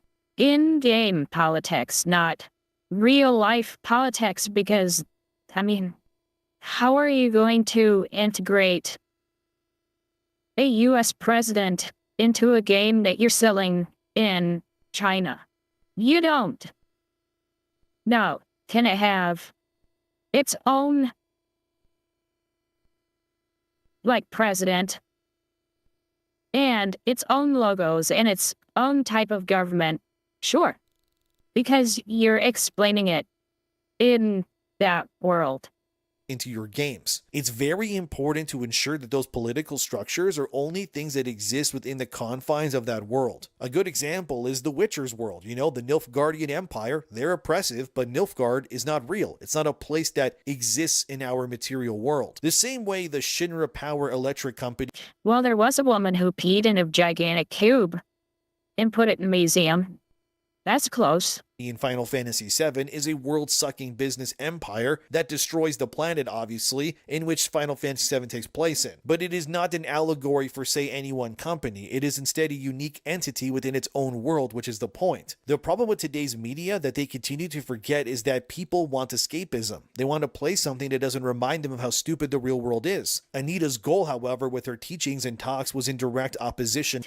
I hope that cube ultimately got a crack in it and it spilled everywhere. Of that. She instead wants everyone to be constantly reminded of every little thing all the time, to never be able to escape or enjoy something where they can, in a sense, differ it from the real world. Every fantasy world, no matter how removed, must be a representation of something happening in our world. Every bad guy must be an amalgamation of something that Anita disagrees with, right? Whether that be the current president, some other YouTuber, or whatever else it is. This is why games like Dustborn, for example, are a clear thing of what Anita Sarkeesian would actually want more of to be made. Dustborn, in case you don't know, is about a group of people of color fighting a right-wing oppressive government using their voices. I'm not even kidding, that's actually what it's about. It's the exact sort of game that Anita would love to see more of. Unfortunately for her, such games are not economically viable, and they only exist to further expand the Yeah, but they didn't need it to be economically viable for a long time.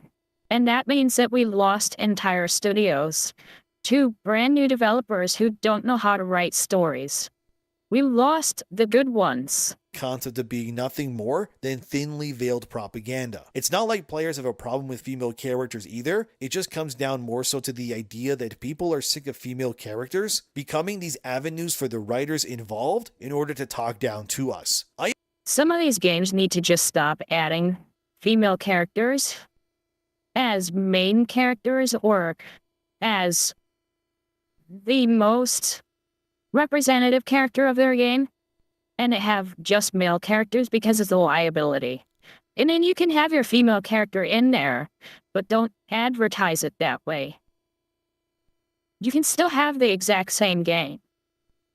I have no issue with the fact that Nintendo, for example, has in the last few years made Zelda herself more prominent. Zelda, for example, is the main character in the Hyrule Warriors game Age of Imprisonment, which takes place between Breath of the Wild and Tears of the Kingdom. That's cool. Zelda has also gotten her own spin-off title called Echoes of Wisdom on the Nintendo Switch. Again, I have no issue with that, and I actually think that Nintendo should make more Zelda games where Zelda herself is playable. I have zero issue there at all. The problem is, however, when other companies like Sony PlayStation start erasing their male heroes for female ones instead of just making new franchises. And again, I firmly believe getting rid of Jinsekai for new check was dumb. that this design philosophy is directly tied to the involvement of And so changing that replacement to a female was obviously going to fail. It's a good thing they made it cheap, because if they spent as much money on Ghost of Yotei as they did the previous game, they would have been in trouble. Anita Sarkeesian and what she's done to the video games industry. For every positive effect she may have had, her influence has created 50 other problems that now need fixing. And her influence was left unchecked for so long that to this day, the problems still persist. I wouldn't even joke when I say that she was one of the progenitors of the demise of Western games media as a net total. Places like Polygon, a news site, even called Anita Sarkeesian's online web series as something that everyone who makes games should watch when developing future games. And even companies like Intel, computers. They probably can't be revived because they lost too much of the staff.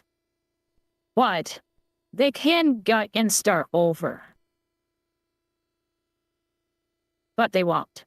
Would even sponsor Feminist Frequency during this time period as well, in order to help the games industry in recruiting more women and minorities into careers within video games to change how games are being created in a Western sense. Anita, at this point in time, around 2015-2016, was at her peak. She was riding her success and raking in the cash from everywhere by becoming the de facto voice that modern Western game development was listening to when it Did he say positive effect? I didn't hear him say Anita had a positive effect.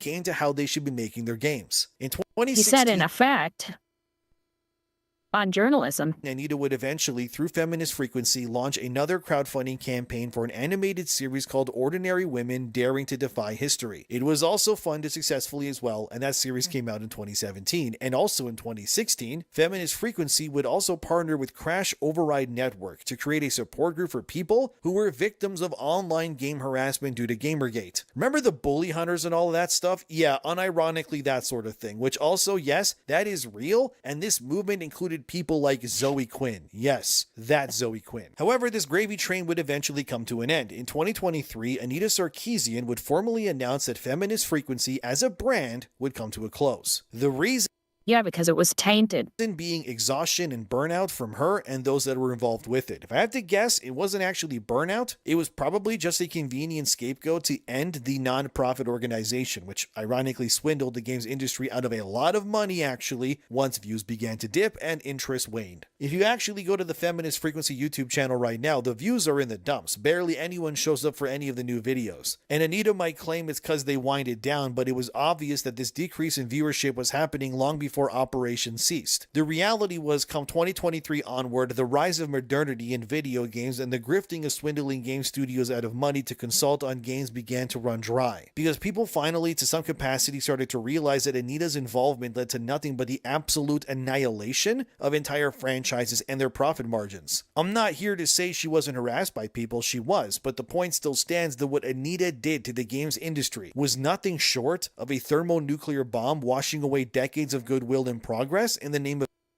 Yeah, and the damage is permanent. feminist Because it changed the composition of the staff at entire companies. revisionism. Her effects are also still felt today as companies like even Double Fine, which is led by Tim Schafer, still believes as seen here that inclusivity makes for better games. Ironically, Tim Schafer's studio Double Fine has also had layoffs recently because nobody actually buys those games. It also doesn't surprise me that Tim Schafer would be an advocate for inclusivity since Double Fine's previous game Psychonauts 2, if you don't know, was consulted on by none other than, oh yeah, Anita Sarkeesian herself. As seen here, Double Fine. Well, for a real revival, they have to have some of the same staff and at least some of the higher ups so that they can make what they used to make before. They can hire all new people, get rid of the troublemakers, but they're going to create different things. Confirmed they lost over 20 of their staff. And I think that's what's going to happen with Arcane. But I thought inclusivity leads to better sales. Oh, but not really better sales. Well, imagine that one, Tim. Whoops, I guess you got swindled again. Where she still to this day offers her services to consult on video games so she can help you bring them to a wider audience. Yep, Double Fine has been used by Anita's services before, as Ubisoft has too. And imagine that, Ubisoft, the company that lost so much money they had to basically sign a deal with the devil in Tencent to keep their doors open. Yet Anita wears the badge like it's an honor. I do blame Anita, however, for the grifting snake oil salesman approach that became popularized by a lot of people in modern game development. Because the sad reality is that what a lot of consultants in games would be doing is realizing that there were no actual problems for them to fix. So in true grifting fashion, what you ended up doing was creating the very problems and then offering your services to fix them. By Anita claiming there were problems with gender stereotypes, it then sows the doubt needed. But since she claims also to Yeah, you come in, say there's a problem, even if it isn't one, and then say, but I can fix it for you for this much per hour.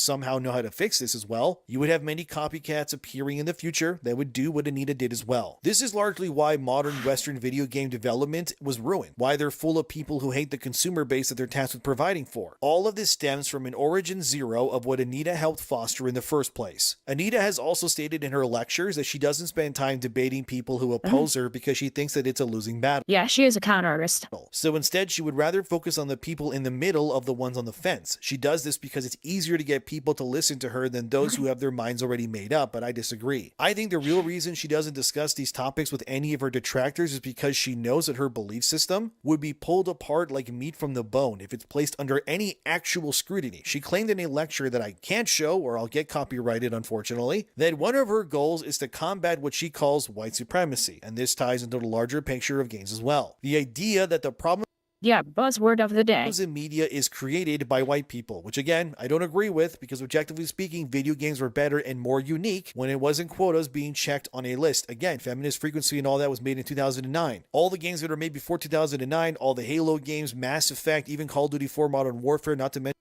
Would be nice if she was arrested for fraud. Oblivion and more. All those games existed before all this nonsense began, and guess what? Those games were great, wouldn't they? Well, imagine that. But instead, people who were not That's because there aren't any gamers making games anymore. good at what they were Just activists and people who couldn't make it at Microsoft to write real software.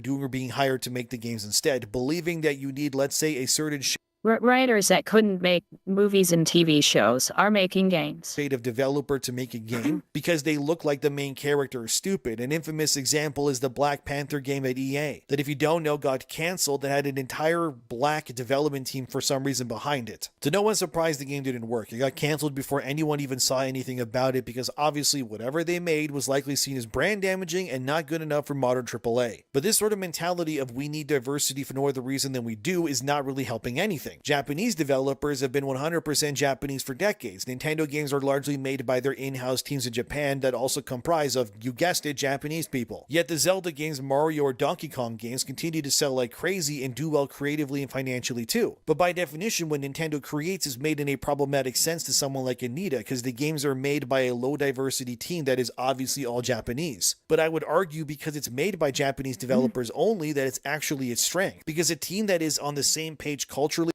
Yeah, see, there are no black women in Japanese game studios, therefore. philosophically and all of that are likely far better equipped to make a great game than a group that comes from everywhere that doesn't agree on anything but what they want to put in the games themselves. Anita can claim the opposite all she wants, but all the Zelda, Mario games and then some prove this to be otherwise. Anita is also someone who spoke at the UN even, saying that being silent on issues means being complicit and that there is no neutral stance when it comes to fighting something like Gamergate. She has also called herself an activist of her own volition, and frankly, she made things political. It wasn't others. She even worked on consulting for games like Slay the Spire 2, which when people found out that she worked on that game, they tried to refund the game and even left negative reviews because they didn't know that she was a part of it. I think this user put it aptly where they said this. Yes, yeah, I think the fact that they didn't say it until the last minute was what pissed people off so much. If they just said, that we had her from the beginning and this is what she did, it wouldn't have been that big. But it felt like a bait and switch because you were already taking money even though it wasn't released yet. Review bombing and refunding Slay the Spire 2 after it becomes known that Anita Sarkeesian is mentioned in the credits is a perfectly rational game theoretic response because they are basically only two possible reasons for her to wind up in the credits of any game. The developer is willing to spend money to express contempt and hate for the audience, or there's implicit extortion going on. Review bombing and refunding the game reshapes the payout matrix on the extortion racket. Yeah, pretty much. Basically, if I find out Anita is involved in a game, I'm not going to buy it full stop. Anything she touches should be treated like it's nuclear waste. We must put gaming before activism and players before activists, okay? Everything these people did to video games has, in my opinion, been a net negative for the games industry as a whole. She's not going to agree with that, obviously, but I firmly believe the rise of consultants in games these past 10 years has done Consultants shouldn't exist. nothing but ruin everything in the name of social justice that's just masquerading as grifting. It can be no All it does is change the story from the original vision. And that is never a good thing. mistake that the vast majority of studios that allowed Anita in led to their own demise. I mean, because eventually she wasn't simply analyzing games after they were being made. She was instead helping developers think about games while they were being made, and that was kind of the problem. Anita's team, via her own website, offers services to help with things like art, scripts, gameplay, character development, dialogue, player actions, and things like representation, involving gender, race, sexuality, ability, and even class. And her consulting then becomes so broad that she can effectively claim that she can make every part of your game better, which based on the Yeah, and then they'll say, well, you don't know what they do. And it's like, here's a list of the stuff that they say that they do, but you don't know that they did it to that game. And they're not telling us what they did to that game. So we're going to have to assume based on the list of things that they gave that that's what they did on that game. And I'm going to have to assume they did all of it. They need everything on their list until specified otherwise. The results does not seem like the case to me. One of the people she's worked with is Triban, which made the game peak among others, and has frequently used Anita's services and has commented on how they plan to keep using her going forward. Anita's teachings even affected stuff like Arcane Studios, the makers of Dishonored. Because of her teachings, it led to the co-creator director at Arcane, his name's Harvey Smith, to take her words to heart so badly, and this is why Emily Caldwin was the main character in Dishonored 2 over Covert I actually have a list of all the companies that she worked with. And Sweet Baby. Altano. And guess what else Dishonored 2 managed to do that the first one didn't? It became a financial disappointment and effectively destroyed the series after Dishonored 1 did so well. Wow, imagine that one happening. Anita also did gender seminars at DICE and EA. Yeah, the people who do the Battlefield games. I mean, looking at Battlefield 5, which infamously had a woman soldier on the cover and had people who worked on it telling people not to buy the game if you don't like women in your Battlefield games. What happened again? And so they didn't buy it, and then they were pissed. Oh, it did worse than other Battlefields. Again, really, that's quite the surprise. Well, not really. Even games like Firewatch and Hyperlight Drifter were consulted by Anita, and Hyperlight's sequel involved a certain consulting group called SBI that ended up gutting that studio too long into the long run as well, and gee, I wonder why again. So what we are left with in the end of all of this is a Western games industry forever changed by the radical feminist ideologies that people like an Anita Sarkeesian invoked upon the games industry because she wanted to. Video games were changed, profits fell, people walked away, franchises that could have been great were shot, and the effects of what Anita Sarkeesian caused to the global gaming marketplace cannot be understated with how damaging and brutal it all ended up being. Some of the games used in this video even are shown because they are things that Anita consulted on. Her brand of inclusivity and diversity did not make games a better place. Again, we're seeing in real time the big companies and games actively working to create content that Anita would disapprove of. The fact that Fortnite, Overwatch, Marvel Rivals, and more have already pivoted back to scan scandalous outfits and revealing women shows that the industry embracing Anita Sarkeesian was nothing short of a grift of itself as well. In my opinion, nothing she did bettered video games in the long run. Everything only got worse for the most part. The bloodbath left in the wake of identity politics and the rise of what would be better known as Gamergate began all in opposition of what Anita Sarkeesian's beliefs invoked. It was a woman with a degree looking at the land of video games and found herself a unique victim that she could siphon for to fill her bank account and not care what it meant for the greater public or the future. For someone who admitted that she's not a gamer nor even enjoys games, the games industry still listened to her anyways. They saw her as a symbol, but now over 10 years later, only one thing has become clear, which is that Anita Sarkeesian destroyed and ruined the video games industry, and many studios were complicit in that ruination by adhering to her teachings while ignoring the actual life And now they're going bankrupt. blood of the games industry, the paying customer. I don't know when we'll finally be rid of her teachings and the many copycats that sprung up in her place to further ruin everything, but there is one thing that is clear, which is that Anita Sarkeesian definitely is the woman who ruined the video games industry, and this is her story. And also, to add a little last slap to the back of the head, Anita these days, she's still single, childless, and even resorted, and I'm not kidding, to marrying herself in a wedding ceremony only a year or two ago. Yeah. Yes, the woman who hates anything not feminism never ended up finding a man or even another woman He is in 2023.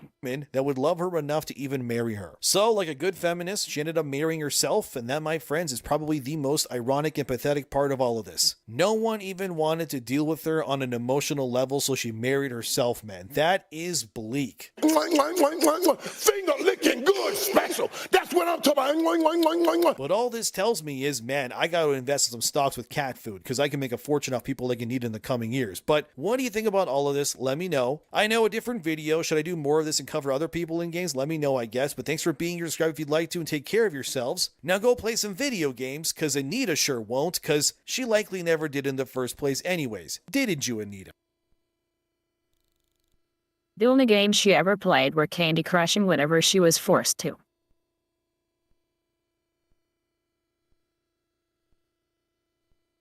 I know. I get it. You regret playing something because of whose name is in it. It sucks. Let's see. Do I have? Do not.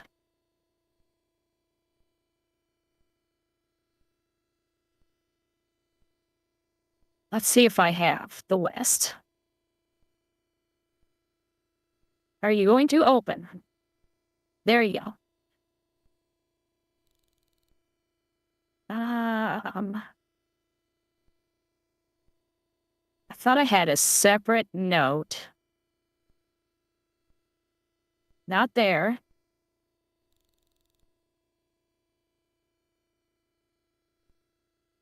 I thought I had it in there. I'm not seeing it. Oh, there it is.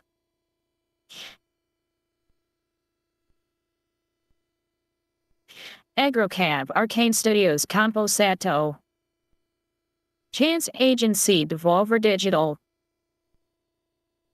Ozone, I think that's how you say it, Double Fine, EA Dice, Extremely OK Games, Fellow Traveler, Heart Machine, Maddie Makes Games, Mega Crit, Naughty Dog, Nimble Neuron, Panic, which is unfortunate, Sapstar, Terry Velman, Triband, Ubisoft, and Xbox Game Studios. Yes, marrying yourself, peak narcissism. So those are the games/game studios that I have on my ban list. Woman really gets around. Yes, she does.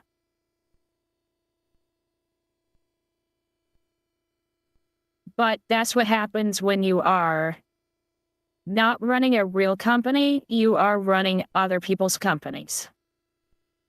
You get hired for a short amount of time, you get popular, but you're not there long term. And then somebody else hires you because of your name. That's just what happens with consultancy groups.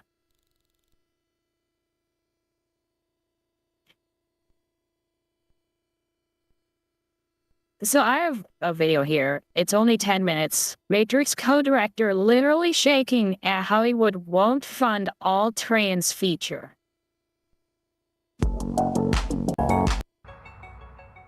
So on the topic of ESG, One of the Wachowski siblings, Lily Wachowski, formerly known as Andy ew, Wachowski, the secondary of the siblings and the second to transition, is out in the Hollywood press, complaining that Hollywood won't yeah, the fact that they both transitioned shows you that it's all fake. She had to afford herself a run like Zoe Quinn did, yes. Yes, she did. Without a doubt. fund this sibling's new project, It's just a matter of whether they actually got the sex or not.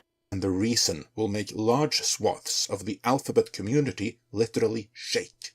And I can see why Lily is frustrated, because while the other sibling directed the fourth Matrix movie, Lily has had considerably less luck since the siblings stopped working together after making memorable features like Speed Racer and Jupiter Ascending together. Lily Aha. then scaled down the usual Wachowski No, they both transitioned a long time ago now. budget, but is still struggling to find It's all fake. They were talked into it. It's happening a lot in Hollywood. That's why all of those movie stars are having trans kids and queer kids and whatever else. It's because, yes, you can be talked into it. It doesn't mean that you actually believe it, and it's also, those are probably the people who are the ones that are shooting up schools. It's probably because they're not trans, they were talked into it, and they know that it's not right, but they don't know what they don't know is right. And so, they're frustrated and they shoot up a school. funding for the next project, which is one very personal for Lily, and hence this piece in Variety, titled "The Matrix director Lily Wachowski says Hollywood won't finance 10 million thriller because it's got a wall-to-wall trans cast." Right, because you're not hiring the best, you're hiring them based on a body modification, I guess. The piece reads, "Filmmaker Lily Wachowski is working to get the next project, The Hunted, out of late-stage production. But the Bound and Matrix director says nobody in Hollywood wants to finance the thriller, which is budgeted at around 10 million, Yes, of course they won't. They know they're not going to get their money back if they do. because of its trans representation. People like it, but they really don't want to make it because it's got a wall-to-wall trans cast. Wachowski It has nothing to do with the cast. It's the fact that they know that cast, whether they like it or not, is not going to sell a movie. And they know that you are going to advertise it as an all-trans cast, which is going to turn people off. said on KCRW's The Business podcast last Friday. "I have got I know, finally growing some brain cells, yes. to get creative and figure out different ways that I can get this in front of people. This is a script that was extremely important for me to write," Wachowski continued. "It was a response to what is happening in the world for trans people, and it gave me a hugely cathartic receptacle to dump all of my anger and rage and frustration into." Yeah, you have rage and frustration because you aren't trans. You don't believe it, you are not, and you're faking it, and your body knows that something isn't right, even if your brain doesn't, because you're talked into it, because you're in Hollywood. Oh wow. Well, that sounds quite angry. Wonder what angle is taken with the story here. Anyway, the write-up continues. Wachowski co-wrote the project with partner Mickey Ray Mahoney. While facing difficulties getting The Hunted That's how you pronounce that name? Okay. off the ground, which is currently in development through Anarchists United and Natasha Lyon's Ariadne banner, Wachowski assembled a live table read at Los Angeles Dynasty Typewriter Theatre from August 7th to 8th. "I'm just going to go out, and I'm going to grab that trans joy with all my friends," Wachowski said of the thought process. Trans joy, huh? Everyone remember, Elliot Page is the face of very explicitly trans joy. So when we have a story that a lot of anger went into writing, and which is filled with trans joy because of it, you have to wonder why anyone would pass on what promises to be such a crowd-pleasing story. Anyway, the piece concludes. It's not the thing that I had You made the Matrix. Why don't you fund the fucking thing yourself? And then see if you make money. Oh, right, you can't fund it yourself because you made a whole bunch of failed movies. And so now you're stuck and you made a story that they know isn't going to make money. You know it's not going to make money. They know it's not going to make money. So you're all stuck, unwilling to pay. imagined it was going to be, but the end result is the same. That, of course, is a reference to the table read, rather than the $10 million feature film. Wachowski is known for many sci-fi collaborations with sibling Lana Wachowski, after directing I like how he changed sister to sibling. 1999's The Matrix. The two went on to helm sequels like The Matrix Reloaded and The Matrix Revolutions. The pair also directed the cult classic Speed Racer, Cloud Atlas, and Jupiter Ascending. And those three latter movies pretty much wiped out all the profit anyone ever made on the Matrix franchise, which is a good reason why Hollywood will be reluctant. And even the most recent Speed Racer was never going to be successful. I don't know why they did that. Matrix movie was something of Oh, she does not look good anymore. She aged really bad. a bust, so neither Wachowski sibling can really ride that Matrix wave any longer. What is everyone's thoughts on? I'm not sure if it's a matter of surgeries, possibly facial surgeries or something. Something looks wrong. On the Matrix. It's not just age. Something happened that she did that is making her age that badly. Resurrections. Matrix, no more erections. Yeah. This movie, you guys aren't even seeing the truth. This movie is about a man who has to get ready for a date, so he takes a little blue pill.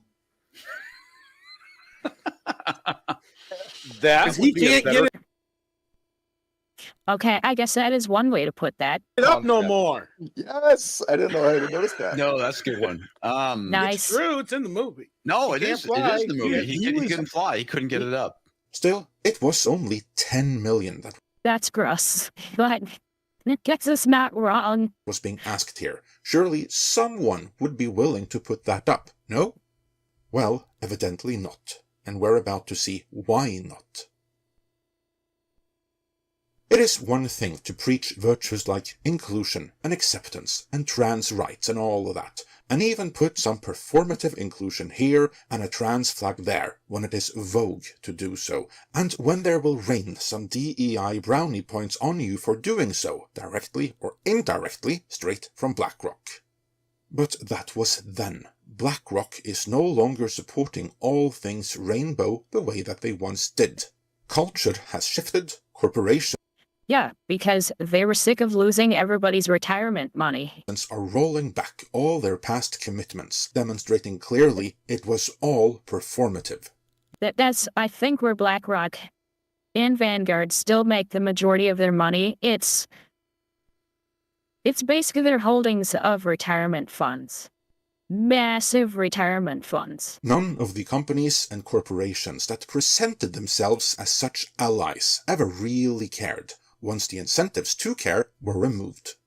Now, Hollywood won't cough up 10 million for an all-trans movie, because that's about 9 million more than they would be willing to spend on such a venture. Plastic surgery addiction, possibly. I'm not 100% sure it's plastic surgery, but that's what I'm thinking is happening. Because it makes you age badly. I present to you Exhibit A, the movie Bros, which Universal spent $22 million making, and it's fair to spend more on a gay movie. Oh God, I didn't. From the producer of Trainwreck. That's appropriate. Than on a trans movie, because statistically, well, let's just say that the built-in gay audience is bigger. Either way, it wasn't just the 22 million, it was also the release, which cost another 40 million, leading to a total negative cost that the studio will admit to of 60-something million. And I emphasize will admit. People always forget how much it costs to release the movie, not just how much it costs to make it. Sure, you can make a $10 million movie, but it's going to cost you another 20 to 50 million just to release it because of advertising everything. Because That's why the just multiply by 2.5 doesn't work anymore. much larger numbers were initially reported. But what did the studio get back for their 22 million gay movie? Well, it went on to tap out at a mere 11 million at the North American box office. Yep. But surely the rest of the world came to the rescue. Nope, it scored a mere 3 million in the entire keep your eyes on Bridge. rest of the world. So the box office tapped out at barely 14 million worldwide. And the Bridge is how we ended up getting ESG and DEI. Studio only ever got between half and 2/3 of those 14 million. The rest went to exhibitors. That means, all told, advertising and release media, yep. the studio lost 50-something million on that $22 million movie. And this was in the height of the Biden era, when the culture and institutions were as behind that as they ever were and ever will be, and the movie still tanked. So, what does this imply for Wachowski's all-trans movie? Well, it implies that It implies that shit's never gonna happen. I don't care what your read looks like. even if every single person who went to see Bros back in the day would go see Wachowski's 10 million trans movie, which is a best-case scenario, it would still lose tens of million. And that's the best-case scenario, because realistically, only a mere fraction of the Bros audience would show up for this movie. Because the reality is that if made, it would have been a very niche movie for a very limited niche audience, which is what queer cinema always was. That doesn't mean it shouldn't be made, mind you, but it does mean the cost that goes into making it should reflect the audience interested in seeing it. Right. And if the audience is that small, the budget needs to be considered as subsidies, because whoever invests will never get that money back again. And you can make some of these movies if you want to. I'm not against them making some movie with all trans cast. I'm not going to watch it. That's fine. But if you're going to take money away from a good movie to make your garbage, and your garbage isn't going to make its money back, then you just ruined another movie by wasting it. They'll have to fund it themselves, which, like I said, which won't happen. Or they make it a lot cheaper. And if you can make your movie for $1 million, then fine, there you go.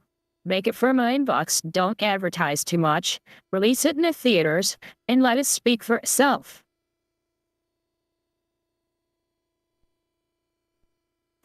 Yeah, clone a Brokeback Mountain. And that is what But probably gayer. Wachowski needs to accept if this project is ever to take the leap from live And why did he have to have that poster of those two guys grabbing each other's asses on screen so long? Yuck. table reads into live action.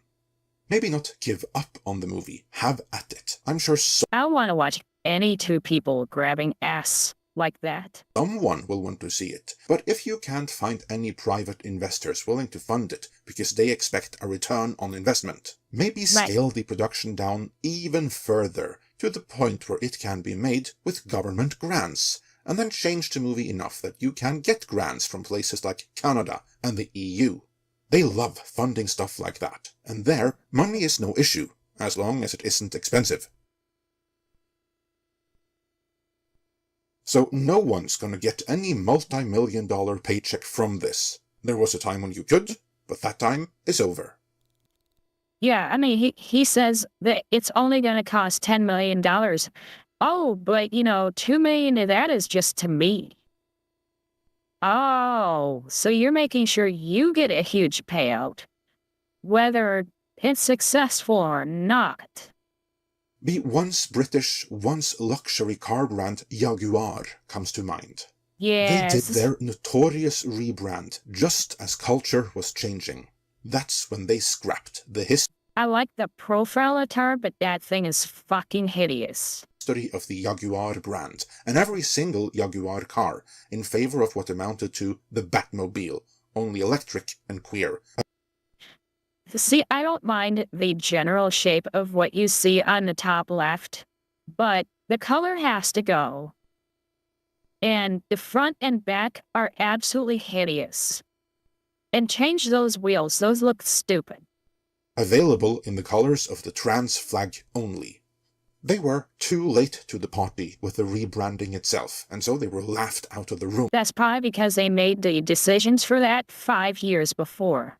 And sadly for them, the unveiling of Yeah, one way to piss them off is to not be able to pay them back. the actual cars themselves won't happen until October of this year, in an environment where a Wachowski sibling can't raise $10 million for a trans movie. And those cars themselves won't hit the consumer market until next summer, when for all I know, the Wachowski siblings will be first in line. But how many others will even be in it? To summarize, it is risky to base entire economic strategies on what amounts to identity. Jaguar is already not selling that well.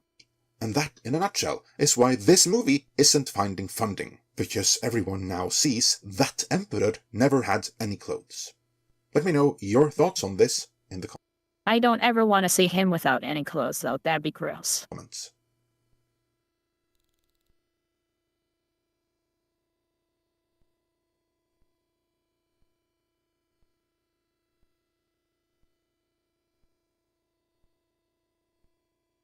And then another end of Hollywood type story, and then we're going to go to some police cams. And then I have a bunch of other stuff, but we'll just go over it tomorrow. I just wanted to go over this because it's on the same topic. Gonna kill so many people I know are already struggling, and this is the end. This is the end of Hollywood. This is the end. Nerdrotic.com. Rob Bond. I think the way to save Hollywood is to move it out of Hollywood.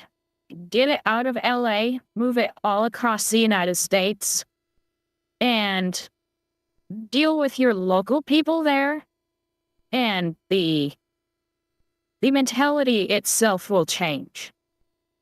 And they would be able to actually make good things again, because they're not in that huge bubble. Went out and is like, oh my God, David Ellison's going back in the lawsuit that he agreed to. And it's like, yeah, because you're costing, he just made a pledge of $111 billion to save a company, to save jobs, promise movie. And you are against him because of his dad's relation to a president. This isn't good business. This isn't smart business, but this is California politics. They've never considered those things in the past. So David Ellison saying he's going to pull Paramount out of California starting in October. States refuse to negotiate settlement in antitrust suit. And yep, there you go. Getting it out of the bubble of people that hate him. Like, I wouldn't even wait till October. I'd start moving now because you can't film there. What's the point of having a studio in a place you can't film anyway? Exactly. Sooner the better. It's a lot of places that existed in California for a long time have left. For a lot of companies, sorry. I'm an idiot. Oh, no, I want to give them credit, but I can't. But they left because of taxes, mostly. Remember who said it. Like, Hollywood will just be administrative offices at this point. Mm-hmm. It'll be the administrative center for a entertainment company that is now split up and it's worldwide. And this is already affecting restaurants, laundromats, like tons of businesses in the area, small businesses. And you know what? Californians keep voting these fucking retards in. Yes, they do. Now, is it real Californians? Is it dead Californians? Is it made up people? I don't fucking know now. You just told me that one of the Democrats got they 3 a.m. ballot dumped one of their own. Yeah, the DSA candidate. What's her name? Hong. The DSA candidate. Yeah. They basically. I feel like now when I look at politicians, they're more appointed, and the elections are just sort of a formality to legitimize their positions. So they legitimize it. Well, the election and the people said this, but all these Rob Bonta, that guy's a tool. Becerra, the guy who's running for governor, on the D side, total tool. All these politicians are tools. The thing is, it doesn't even matter what party they're in, they're just tools. Who is controlling them? It's because it's still the same mentality. And I really think it's forces outside probably this country. Yeah, I hope they do it anyway, and I hope that other companies do it as well. Trying to destroy one of our biggest exports, our entertainment. They've already destroyed the message. Movies are so different. Spider-Man is all the talk now. Go back and watch the Tobey movies 1, 2, and 3.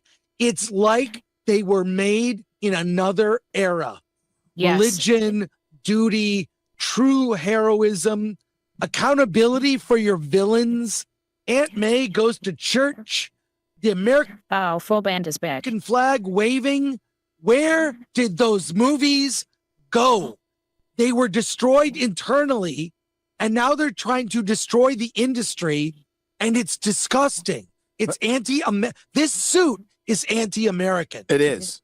My favorite part was when Superman didn't want to put in Truth, Justice, in the American Way for the foreign audience who completely rejected the movie anyway. Yeah.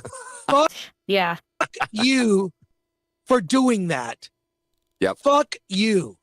David Ellison is eager to reach a swift resolution in the antitrust case filed by 12 states seeking to block parent. Well, he has to do it quickly because he's paying every single day about $7 million. And then, was it June? If it's not finished by June, I think, they can just up and cancel the deal entirely, and he has to pay a penalty on top of that. Paramount Warner Brothers Discovery merger, and in a move Oh my God, full band. seemingly aimed at gaining leverage in the showdown, he's prepared to start moving Paramount out of California as soon as October, unless the merger is resolved through a settlement with the state's Attorney General, Rob Bonta. Variety has confirmed. Ellison told Paramount senior execs last week that he will relocate Paramount's operations outside of the state of California if the deal isn't closed by September 30th, sources confirmed to Variety. The final hurdle to closing the Paramount WBD merger. Which means they would have to drop the lawsuit because the lawsuit's not going to... Oh, I still have it set here, man. God damn it.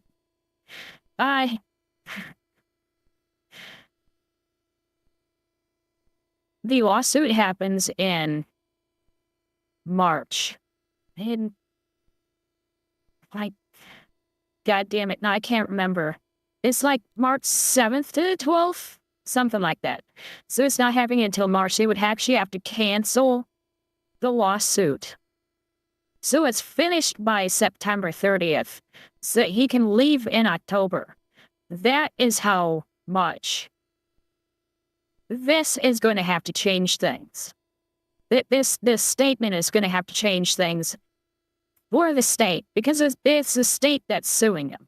It's not like FTC or something like that. He's past the FTC. They're good with it. Is the state's it's the states that are being bitches about it, and California is the one that's heading it. Antitrust case, which is gonna lose. It's just there to delay and cost them money. The final antitrust. If it goes all the way to the end, and it goes to the end of, like all the way to the end where it could be canceled, he would owe another $1.5 billion. And then, after owing $1.5 billion, I believe it's $4 billion as a cancellation. So if it doesn't go through, he'll have to pay like $5.5 billion for the cancellation of it. They are punishing him. Case. Therefore, if Bonta does not agree to negotiate a settlement in the case by then, the company will begin the process of exiting California starting October 1st. Ellison told his team that Paramount Skydance board has approved the move. Go. Just good. Go. Just leave. Good. You can't film anything there anyway. What's the fucking point? Right. And other studios will follow. And by the way, they were already considering this. There was a joint venture between Warner Brothers and Paramount before any sale. This was years ago to open a studio in Nevada, and Las Vegas fumbled it, or the county. I can't remember. One of the two fumbled it. So they'll go to Tennessee or they'll come to Texas, and yeah, why not? You automatically, by moving to a state that doesn't have state tax, the amount of money you save just by moving, by simply changing location and not doing anything else is. I would pick a more central state. That way you have more access to the United States with less travel. Yeah, if you were in like New York, and you have to do something in Nevada, that's a long ass drive. But maybe instead of Texas, you just head straight north to Oklahoma. Maybe even a little bit further north than that. And then you have like an easier path. By staying that far south, you have less of a problem with like bad weather. Stuff like that doesn't happen as much. That's probably why you might not want to go to Oklahoma, because they have the tornadoes. But by staying further south, you don't have the extreme weather that can stop things. You can still get your trucks between like a sun booth or something like that really easy. Or not sun booth, it's a sound stage. You can get there really easy because you don't have to worry about snow. That type of stuff makes it so that people really like LA. They like that they don't have to worry about certain things. Where if it was in Washington, like staying West Coast, it probably would spread out. Because you have to worry about the bad weather. You have to worry about the bad rains that it gets. You have to worry about the cold weather it gets. You have to worry about the snow that it gets. So they would probably end up spreading out as they got bigger. Because it's LA, because the weather's so nice, because so much stuff is there, it's easy for them to warrant staying despite their taxes going skyrocketing high. Jaw-dropping.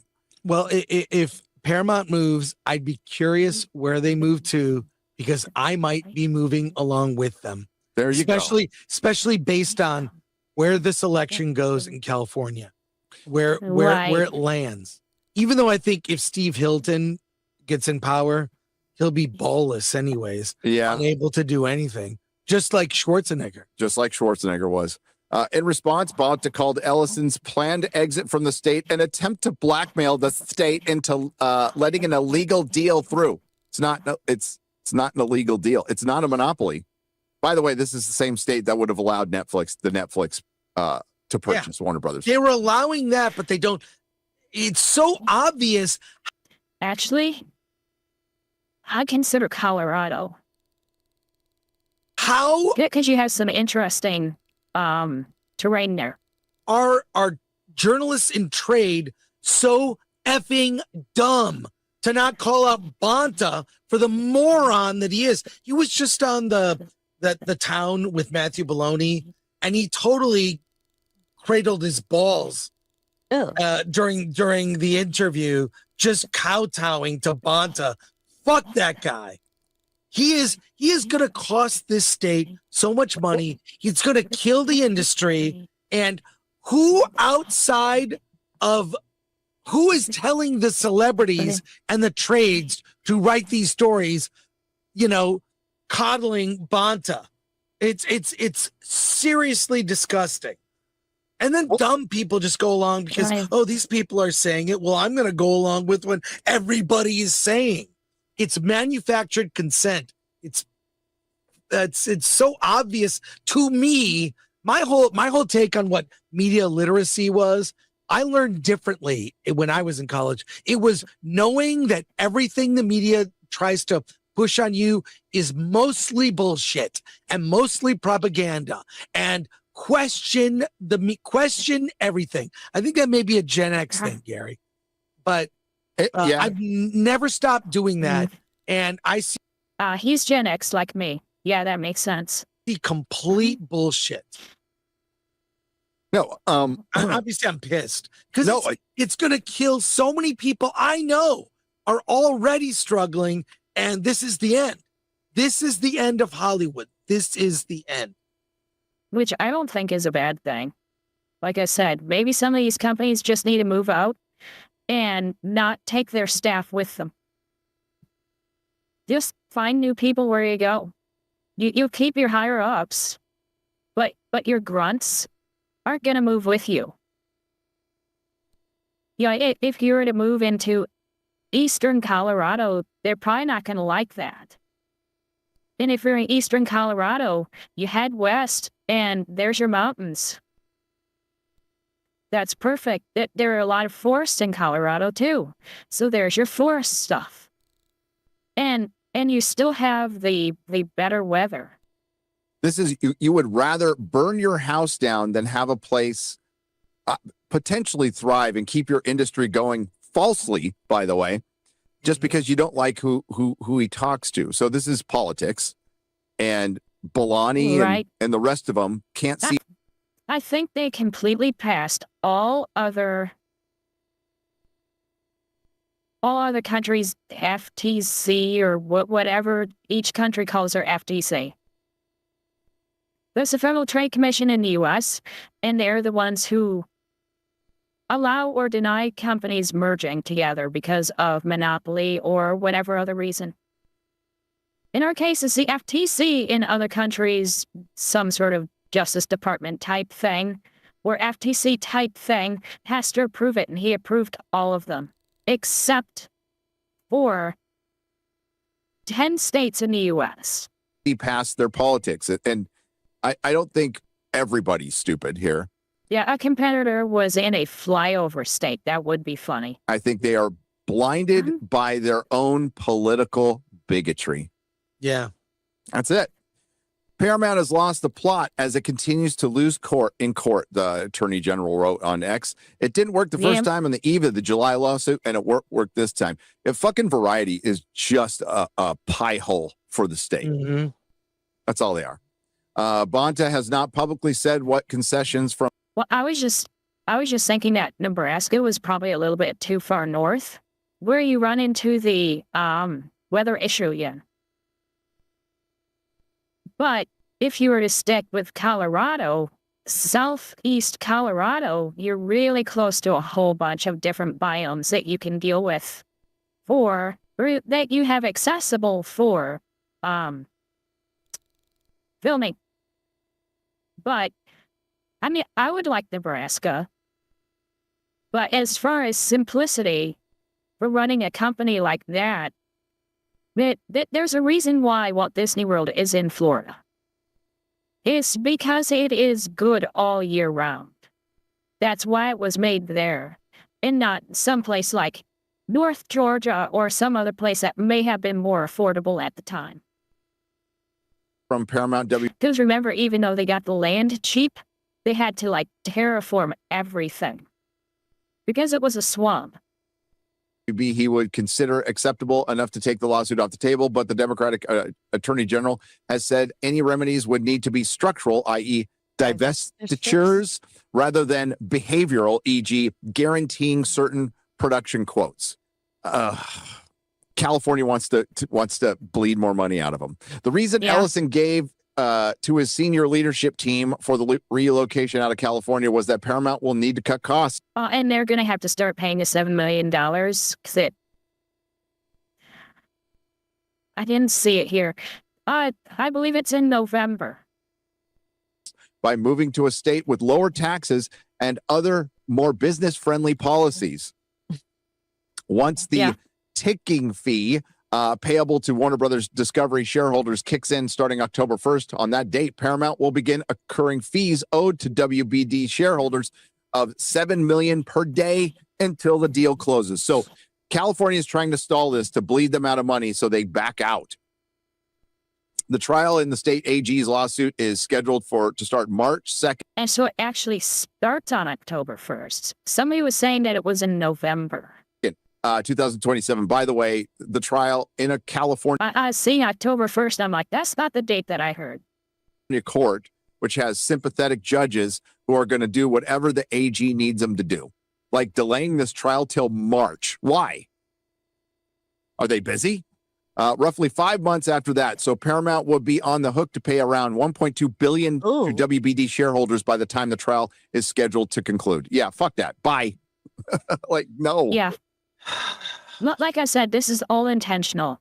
That they're doing it to bleed money.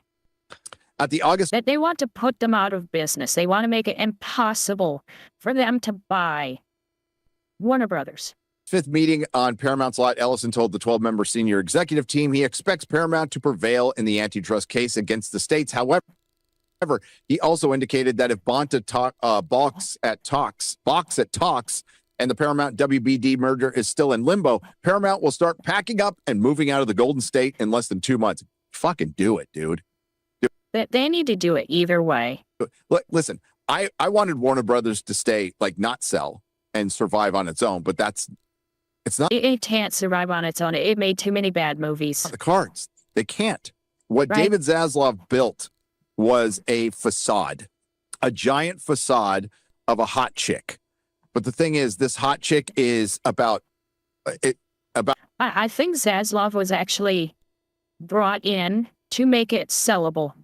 This thin, right? So this facade that he built, so Paramount would overpay for what is generally perceived as pretty good IP. And listen, the IP, the thing is, though, they do have good IP that they fucked up. Warner Brothers, you have to look at IP that they control over IP that they actually own outright. So Looney Tunes, they own outright. DC, they own outright. Lord of the Rings, they do not own outright. Nope. Harry Potter, they do not own outright. That's why Warner Brothers has the movies, but Universal Studios has the rides. They have a distribution deal. Game of Thrones, they don't own outright. George owns it. So a lot of the stuff that makes them valuable isn't really theirs. They just control it for now, and there'll be a renegotiation point. In a sign of how sudden this decision is, Paramount... And it was worth every penny to have him there and fire all those people. Hasn't yet decided where the new home will be. The company is considering destinations. I think they've decided. I think it's Tennessee. It probably is going to be Tennessee. I just think that's a bad decision because so many people are moving in. It's going to end up being more expensive than it is when they move in. They're going to run into problems with how much it's going to cost. When they need to expand land for some studio or something like that, they're going to be paying out the ass for it. Including Georgia, Texas, and Tennessee. Now, Georgia has infrastructure. Georgia has infrastructure, and they have a lot of tax benefits for Hollywood stuff anyways. They've been wanting them to film movies in Georgia for a very long time. And so there have been tax benefits nonstop for probably 2 decades. That is being abandoned right now. Georgia could be a good bet. They could move right into Georgia. I don't know if Tennessee has the infrastructure, and Texas kind of does. On the August 5th meeting. Like I said, I would stay more central U.S., but yeah. Including Paramount studio bosses Dana Goldberg and... Honestly, part of the reason they probably want to be there, I know I keep cutting this off, but part of the reason they probably want to be there is because it's easier to get a plane from Tennessee to the UK without having another stop. I truly believe that. Josh Greenstein, Goldberg and Greenstein, and CBS and TV media chair George Cheeks, a company insider confirmed. I'd move to some place that has mountains and doesn't have high taxes. Because that is one of the things that they keep having to fly all over the place for. Ellison's announcement of the October 1st start date for Paramount's potential move out of SoCal, which would obviously be disruptive and logistically fraught, caught some execs off guard. You mean the execs that approved it? So you see how they're fucking framing this, Chris? It's it's going to be really hard to move out of California. You don't want to leave California, do you? A large-scale exit from California could prompt a wave of employees to quit. You know what Paramount would say to that? Thanks. Yeah. Saving money. You think there's a shortage of people who want to work in entertainment?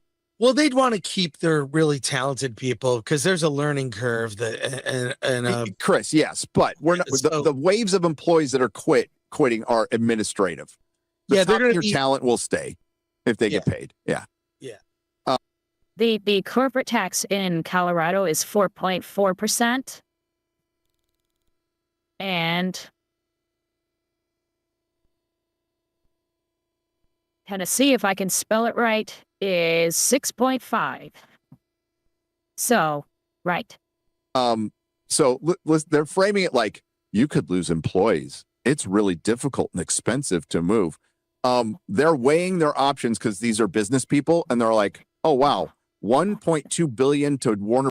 People are moving all across the U.S. to go to California, to go to L.A., to be in movies. They just do.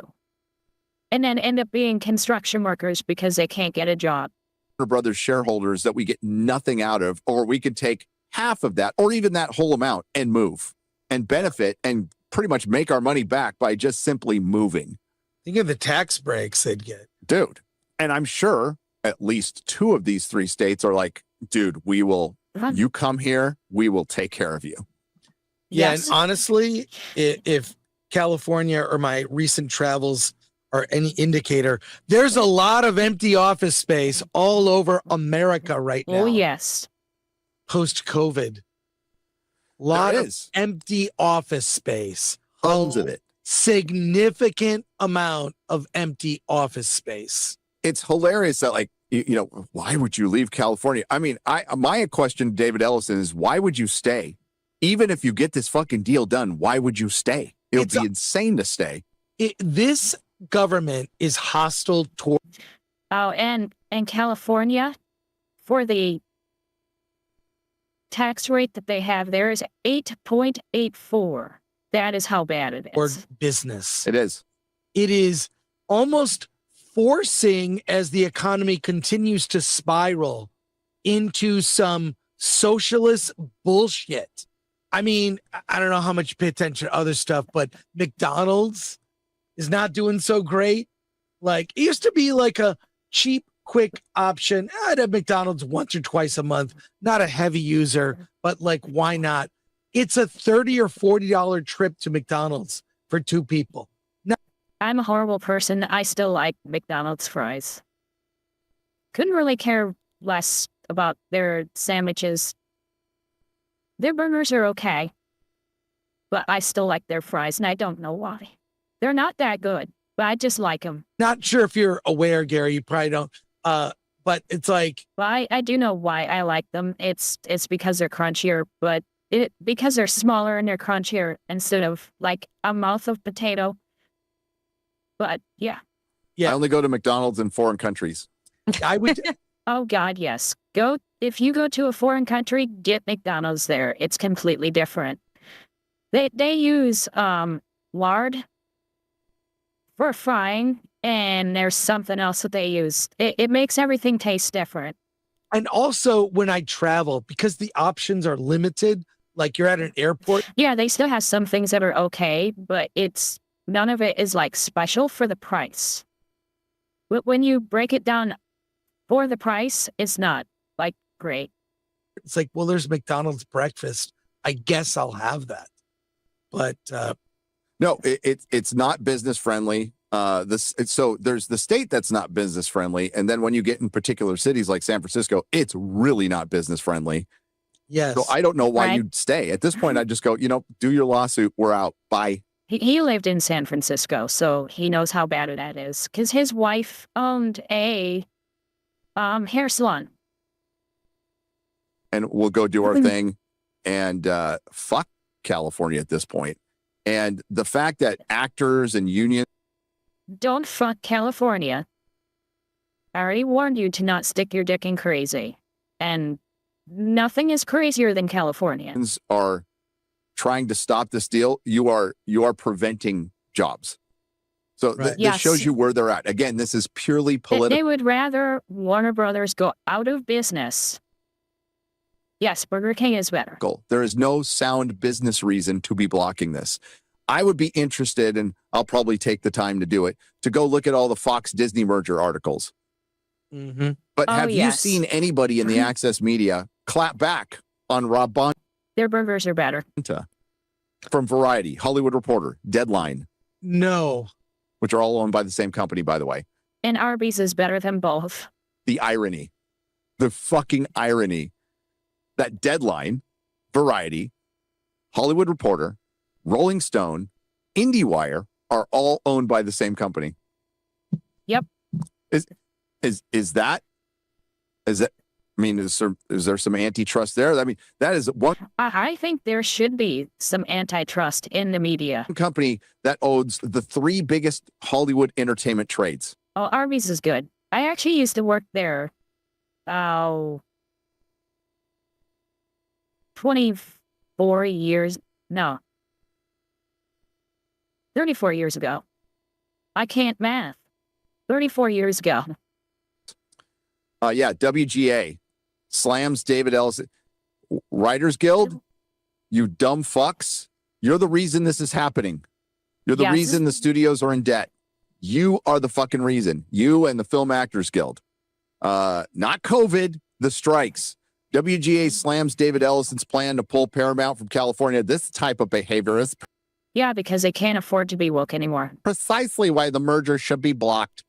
I hope he moves and says, fuck. That they're not at Burger King is not an entertainment company. They can't afford to do things like that. They have to make money because they have to immediately make it. As opposed to games and movies and TV shows and stuff like that, where they have a line of credit that lasts years. Fuck it. You're on your own. Zaslav will retire on his pile of money, and then they'll sell off Warner Brothers to Embracer and Amazon and Netflix. The Writers Guild of Isn't a lot of this over CNN? It's over, yes. So I think it 100% has to do with CNN. I don't think there is any other reason that they can give that holds any water at all, other than we don't want Trump to have CNN, as if that's actually what happens. Rob pointed out, like, it's really hard for two studios to merge and two networks to merge. And I was talking about this with on FNT, and I said CNN would be a problem. And I think the rationalization from I think it was Platoon, and he's not wrong, was that CNN is cable and it's not broadcast. But I mean, they're essentially the same thing right now. Yeah. And I think losing CNN would be a win for society. But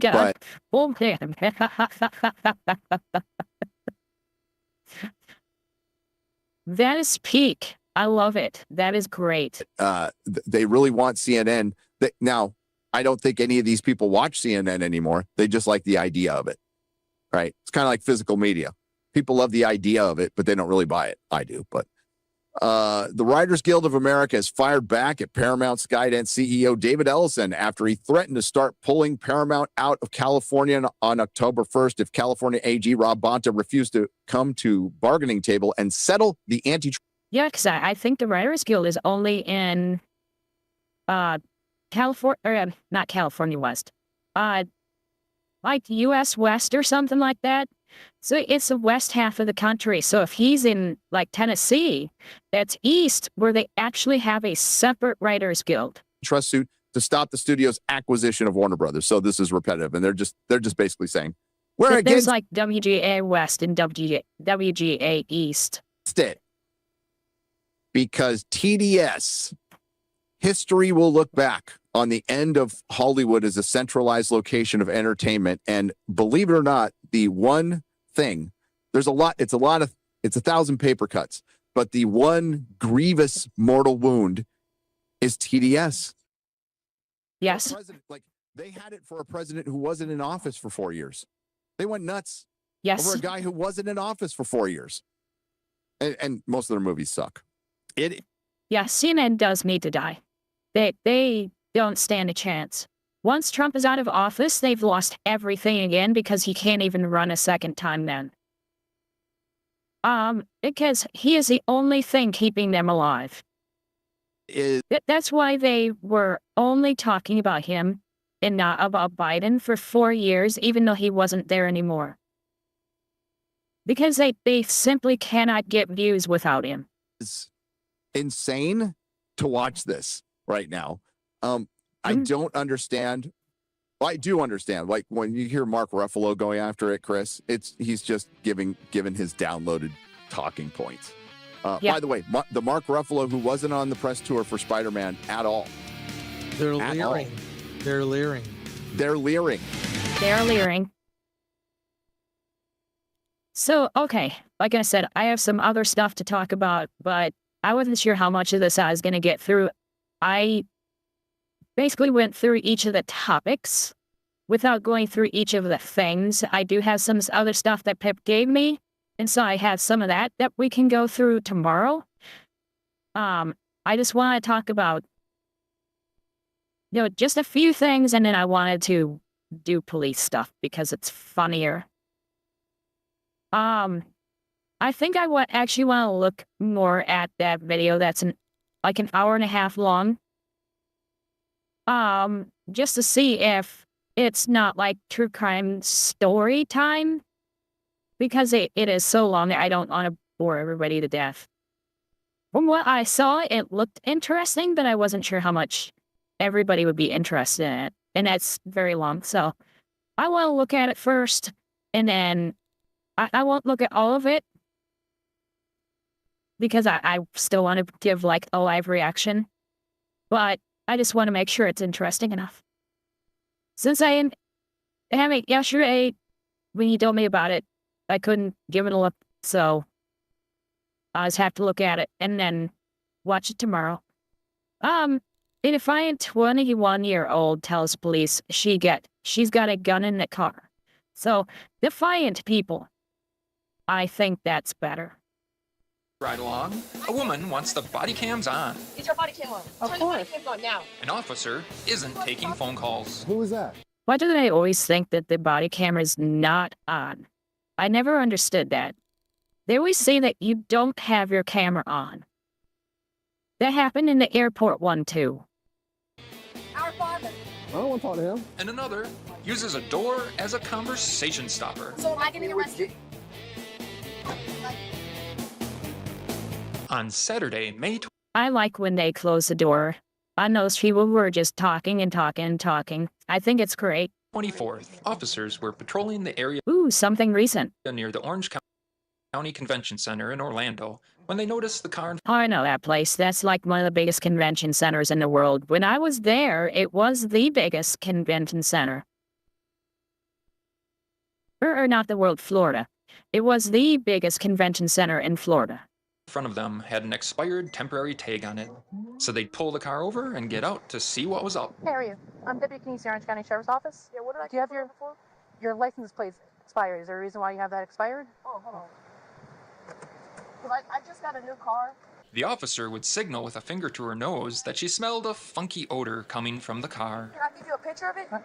You don't have it with you? No, I do. It's just, it's literally, my car's dirty and shit. I don't know where it's at. Due to the smell, the officer started to peek around. It's not clear if she saw it at this moment, but a 9mm round of ammo was lying near the driver's feet. And I have a license plate that are you okay? Yeah. No, I'm just saying the license plate expired in April. It's for a license plate. Y'all shouldn't be all in the car like that. But when you're reaching around, I gotta see where you're. Well, you can see where I'm reaching. You can see too. Y'all, I'm a window down. We're not playing this fucking cop there. You pulled me over for an expired license. I have a brand new car, and I have a new license that I can show you. So is there? Why are you arguing this? Just prove that you're legal. Anything else you need? 10-4. Do you have the registration that goes with it? Yes, I have everything. And can you lower the windows for me? All the windows? Yeah. I'm asking you to lower all the windows. Oh, that's all you get. You need my registration. That's all I get? All right. Oh. Yep. No, you can step out. What? Step out the car. I'm You not go moving. this- All right. I'm not moving. If you touch Alright. me, I promise you. All right, step out of the car. What do you step on the car for? You're gonna unlawfully. You're not giving me any I of your gave you my information. registration. Your body cam's on? Is your body cam on? Of Turn the body course. cams on now. And They're call the on. supervisor on her. Call the They're supervisor. on. Call the What's the supervisor. issue? Because he just tried to remove me from the vehicle because I said I didn't want to run my windows down. I gave her the registration. If I can't see in the have car. a new plate. I do not have to step in the car. driver's license? Yes, I'm Where trying is it? I'm trying to find it. That is cash on the floor. Okay. What you Thought so. All right, step out. I'm telling you, step out the car. Step out for it. That's not lawful at all. I don't. Listen. Yes, it is. First of all, if she asks you to step out, you can step out because she's asking you to. Because you're currently being Can you get your detained. supervisor? Can you get your You're supervisor? Do you understand what detained means? No, I'm not detained for no lawful shit. Okay. Get a supervisor.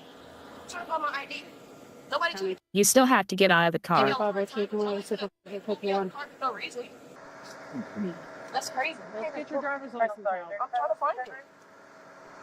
Vehicle registration. Can we have a supervisor 51, please? Did you even see if this car was registered? Right now, it's got a tag on the That's part what of I'm saying. April. I just gave you the registration, so go check it to make sure I'm not like illegal like you think I am. You trying to pull me out of the Well, you have a tag that's on your vehicle that's expired.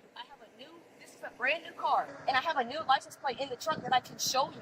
2 women. Okay, but why Not isn't good. it attached? Because it's a tip tag that I had for a But if you have a license plate that's assigned, If you're gonna have 2, at least have one of them be a man so that they can manhandle them. okay, but if you They have start it in fighting. the trunk, why is it not attached?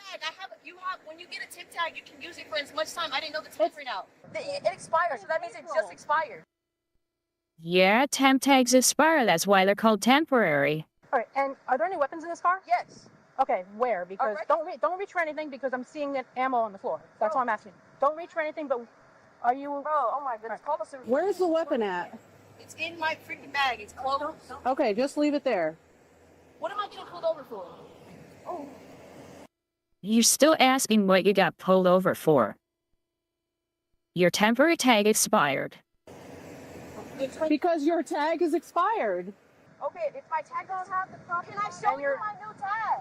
That's fine, but the fact doesn't change that it's not attached to the vehicle. I understand that, but if you still have it, that's proof that I have a tag. That's fine. But it's still not attached to the vehicle. For those curious, the specific Florida law that requires your license plate to be physically attached to the vehicle and not kept in the glove box, on the dash, or in the trunk is Florida Statute Section 316.605, subsection 1.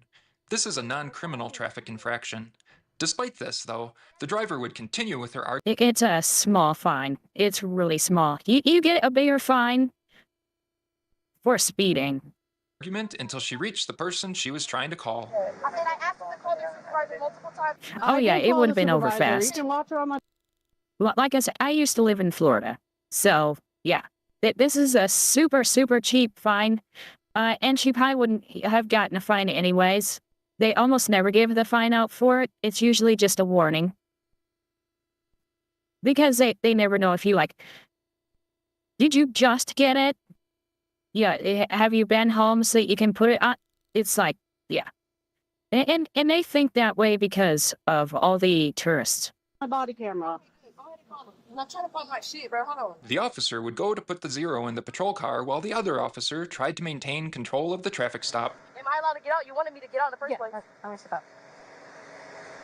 Why are you reaching over to get out of the car? Just get out of the goddamn car. Oh, man. Can you find my location? All right. Don't go into the trunk. Don't go in. All right, just stand right here. Hold on, look. I'm not again. You're pissing me off. Listen. Look. All right. Why are you doing that? Why are you making this harder than it has to be? Listen, you don't have to do that. You don't have. Listen, where Yeah, a lot of black people are causing problems because there's this thing where they are basically being taught to be aggressive towards cops. We were actually going to watch a video about that, and I put it off, and that was like a month ago. It never happened. We're being respectful to you. We're asking that in return. I'm trying to tell you, you don't have to do all that. I don't know what you have on you or not on. Bro, she had my gun. I don't have nothing on me, clearly. All right, you have to step No, I'm trying to, step away from the trunk. Quit touching me, bitch. Okay. Give my phone. She's allowed to touch you. especially if she thinks that you might have something on you. She is allowed to touch you and she's allowed to pat you down. Shut up. Relax. Okay, What is she touching me for? All right. Don't touch me. You don't gotta touch me. First of all, You don't gotta touch me. You don't gotta touch me. in charge here. You're not. What are y'all touching me for? I can't even remember what that video is. I'm going to have to find it again. But it was actually a black dude who was talking about the fact that they're being taught to disrespect the cops. Because you're not stop resisting. I'm not resisting. I'm not arrested. What are y'all Let's touching relax me for? right now. Can you please explain what I did, please? Well, it wouldn't be any fun if they weren't an idiot. That's the funny part. What can I say? I'm not listening to any Bro, I don't have to listen. You don't have to restrain me. Of course you don't listen. have to stop. Like, what are you doing? Sir, are you a supervisor? Put your hands behind your back. For what? What am I getting arrested for? You're not even arrested yet. You're being detained because you're being crazy. No one said you're arrested at this time. What are you detaining me for? You can't. Because you're not listening to lawful orders. No, you're not. Because I'm not physically listening. I didn't touch you. You're being detained right now because you're being incredibly uncooperative. No, because y'all just took my gun. Y'all just took my shit. Absolutely, because you're sitting there with the butt of the gun sitting out next to the passenger. It was not sitting out. You lying. Of course it was. All right. Now y'all. And my ID's right there. Y'all see Okay, that? that's fine. So what y'all doing? We'll check everything. Then check it. You are being incredibly Bro, check my uncooperative ID. for Y'all said no the reason. ID. You said you Check my didn't have ID. your ID. I said I did. I couldn't find it, bitch. Check your body cam, stupid bitch. I did say I had a body cam. Now shut up. Talking to me. She just said that I had a body cam. Yeah. She's not even thinking about what she's saying. She's talking to talk. Do your damn job. You can't even restrain me. That's another one of the things that the guy brought up. God, I wish I could remember who it was.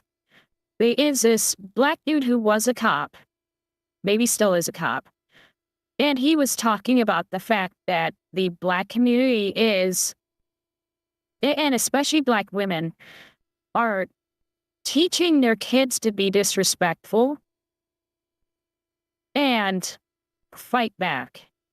Not necessarily like fight back like fists, but to argue, to keep talking, to not answer questions, stuff like that. Right, two of y'all. You're restraining just fine. Check my ID. Shut up.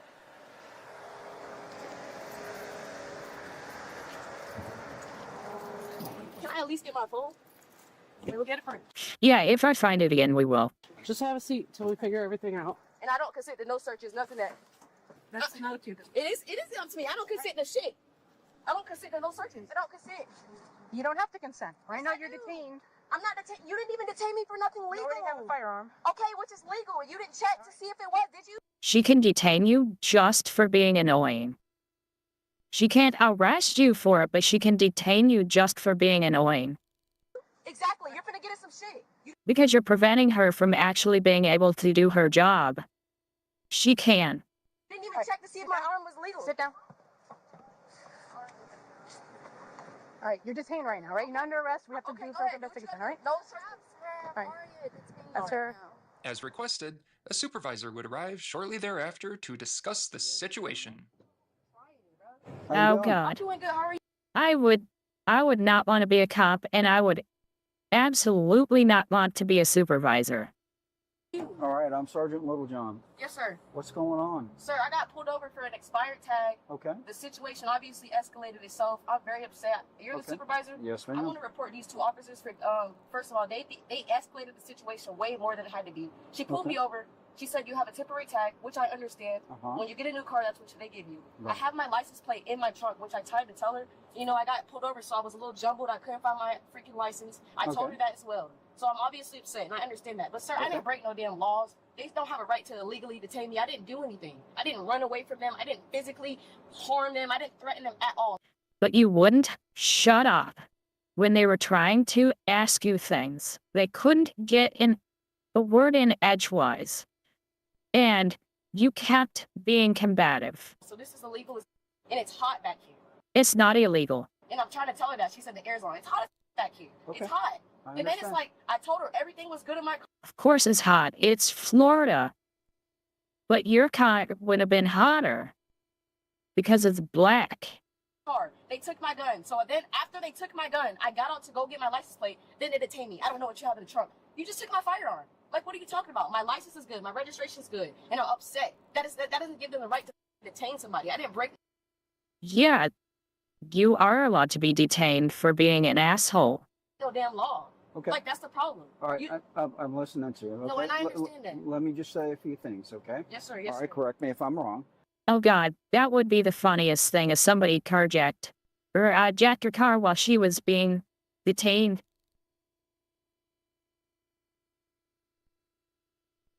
Ha, God. Full band. Did they give you instructions not to move around or grab that firearm or go back to the trunk?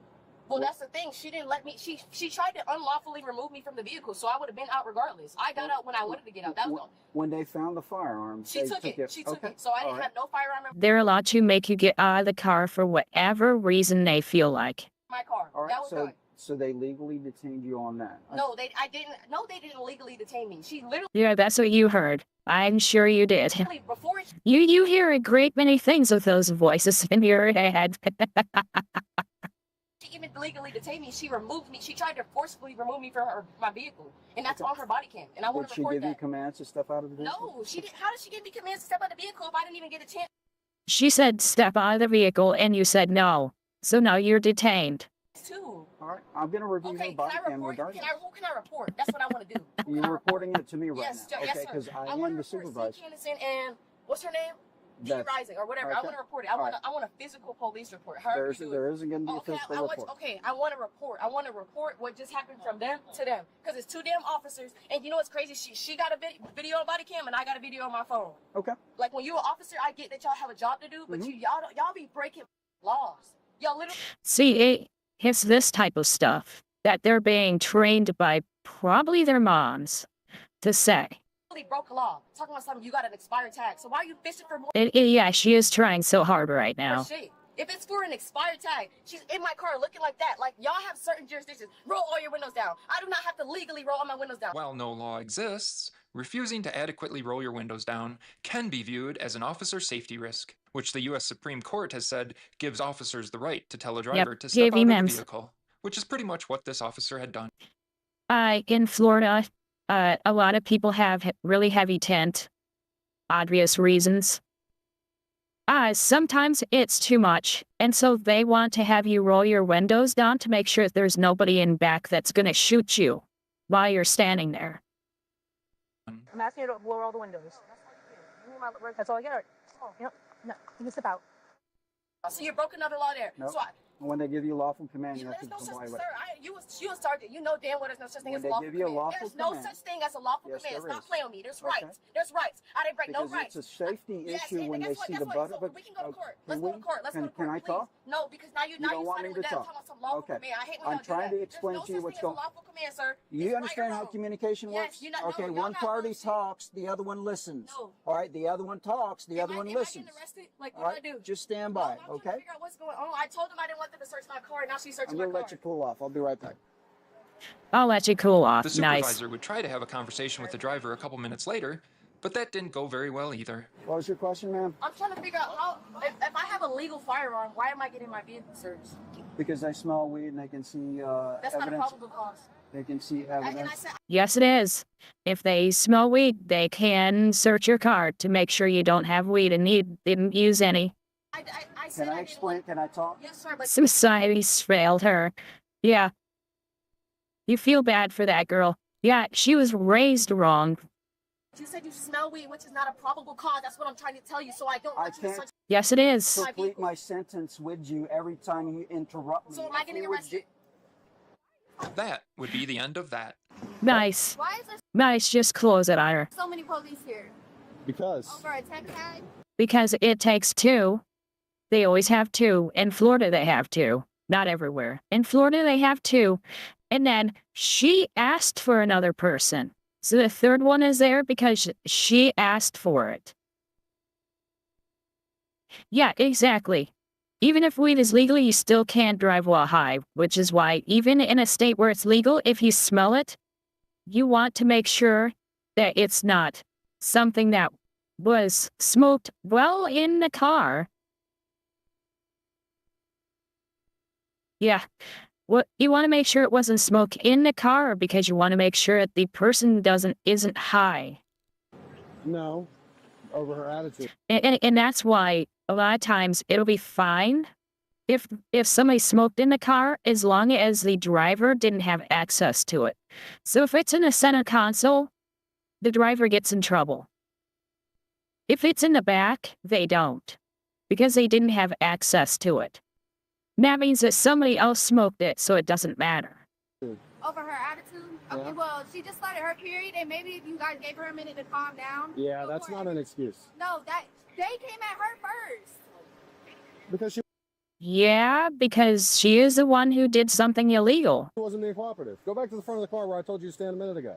Why are you talking to me like that? Like I'm doing something wrong. Don't talk to me like that. Because he told you to stand there and you didn't, so you're doing something wrong. You've been told to stand still. Okay, but you don't get to talk to me like that if I'm doing nothing wrong. You are doing something wrong. You're not listening. Very simple instruction. Stay there. Only women who were gonna act like that anyways. Like the channel? Subscribing helps keep this narrator's tags always up to date. He wants to talk to you. Who is that? Our father. I don't want to talk to him. He said he don't want to talk to you. How old are you? Hey, how old are you? 22. Okay, so I don't need to talk to your dad. Okay. They shy. A search of the car wouldn't turn. I know white and girl act exactly the same. That's why I keep saying that it's community. It's just that it's a black community that brings out that behavior. But anybody who's still in that community acts the same. Up much other than a negligible amount of the stuff causing that funky smell and the valid license plate in the trunk. After that, the officers were thinking they'd tow the car, but the passenger didn't like the sound of that. I have no phone, nothing. This is me genuinely asking you to release the car to me. I will make sure it gets taken. The car's registered to her. Huh? But the car's registered to her and she's going to jail. The owner of the car. And this is her mom. This is her mom. Huh? I am looking for a banana. But her grandma is the owner of the car. It's not registered to her. Oh. I'm on the phone with someone. I'm on the phone with her mother. Her mother is. He's coming to come get you. You're an adult. You can walk away. I have nobody. This is her parents. You're an adult. You can walk away then. Walk away. I have no charger. I have nothing. Eventually, the officers decided to release the car to the passenger. So the bottom line is, the kindness of these deputies that you guys were given a hard time with. No, listen to me. Can I talk? All right. You're part of this. All right. So it doesn't close up on. All right. The car's going to go to you. Okay. They're even going to put the plate on. The officer charged the woman with resisting without violence, possession of cannabis, and possession of paraphernalia. The assistant state attorney wouldn't pursue those last two charges, though, so she was just left with the resisting charge, to which she'd eventually plead no contest. Adjudication was withheld, and she was ordered to pay court costs and fines of $373. She wouldn't pay it by the due date, though, so the court sent a suspension notice to the All she had to do was pay it in time and the whole thing goes away. DMV. Payment was then made a couple weeks later, and the suspension on her driver's license was lifted. Thanks for watching. Damn it. I was hoping they would say it was suspended, and then she was caught driving on the suspended license. That would have been funny. See you on the next ride-along. See, driving around town was more important than watching me. That's all I'm hearing. Am I, like, correct here? True.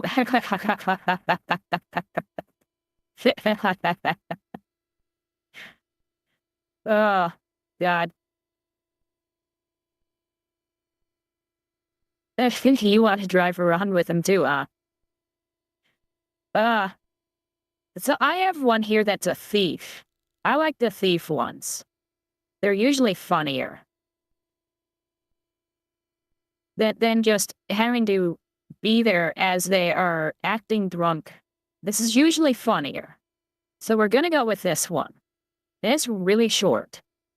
Just kidding, I did. I broke the law. Worker inside, employee. She observes her. They have like one of those mirrors that are up high. He observes her from the mirror, take this stuff and place it in her purse, and then they pay for whatever, some like change or something, and then they walk out.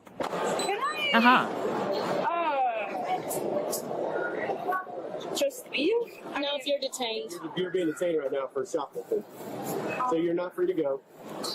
Okay? So here's what I'm going to do. I'm going to go back over there. I'm going to go, we're going to do this the hard way now, so I'm going to go back over there and talk to them and everything else.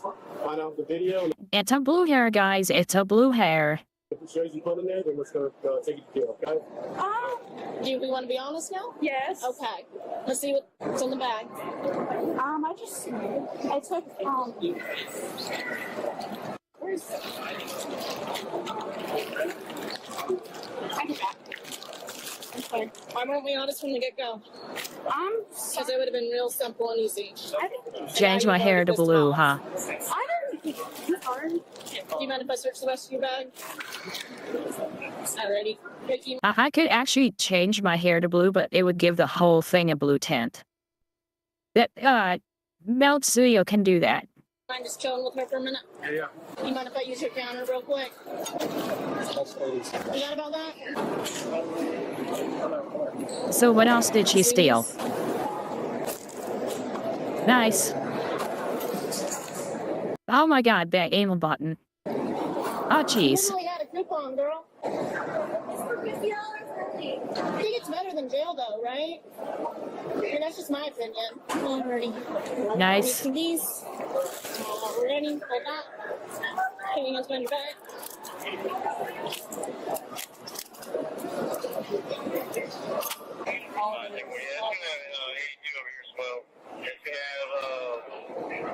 These are from Florida, I think. I'm wondering if she took my Crocs. Yikes. Be wearing it under. Being arrested? Yeah. So she pointed out the one thing that she stole from the place that accused her of stealing. But she didn't pull out the stuff that she stole from the other stores. Now you going to jail, Tell my mom I went with dignity, even though I did it. He didn't take anything. You're too pure. Good Christian boy. I don't think you find this very funny, but I think it's really funny. I'm tired still. You're tired. I know. Monster. I know, and I slept all day. I'm so tired. Oh my god. Same though. I'm so tired. to see if they want to get a beat unit for 1014. She was trying to activate her jiggle physics right there. She failed. Look at them, they call it. Can't be called the bus. He's 55 for the kid. Good pair. Yeah. Free me, for real! I didn't even do nothing. Just kidding, I did.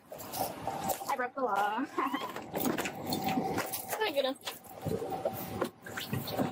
Okay. I broke the law, They ha said she ha. had an attitude, so they want to prosecute. Yeah. She has an attitude holier than thou.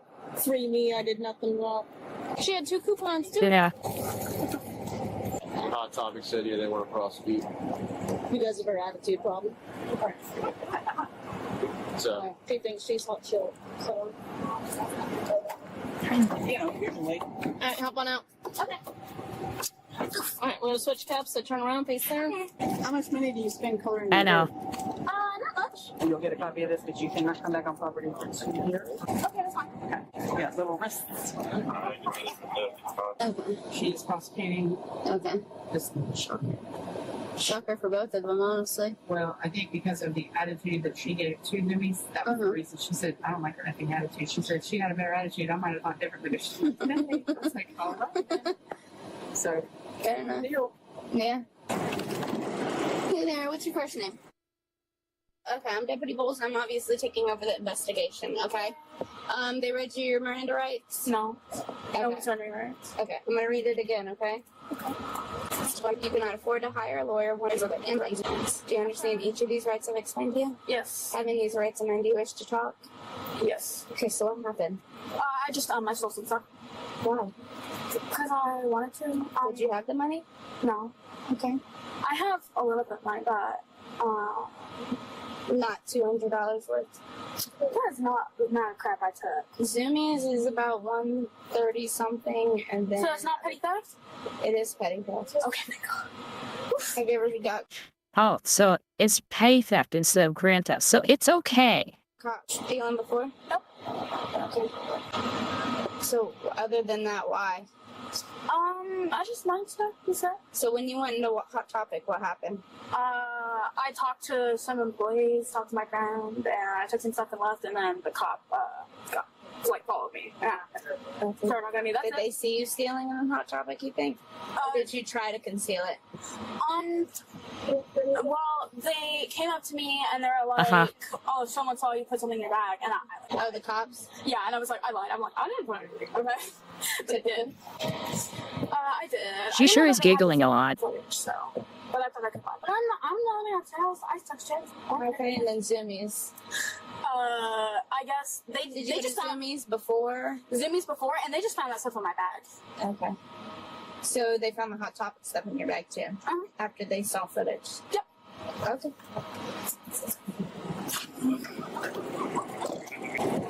Alright, it'll be a couple minutes. I still got a report to type, okay? Is the fan on? Yep.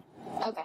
I'll roll down the window. Just call me if you need anything. I gotta wait for the statements because faster I can type here, the longer you don't have to sit in my car, okay? Fair? This is your copy of the trespass, okay? So you can't go to the mall for about 2 years. Or else you'll be arrested. So I don't think it's worth it.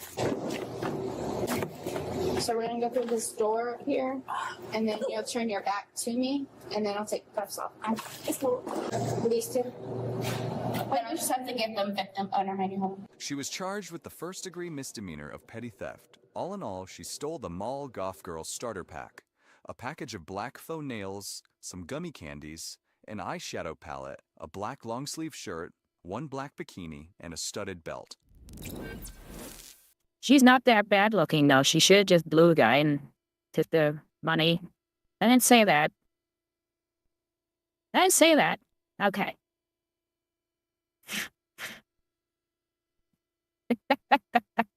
I can't help myself.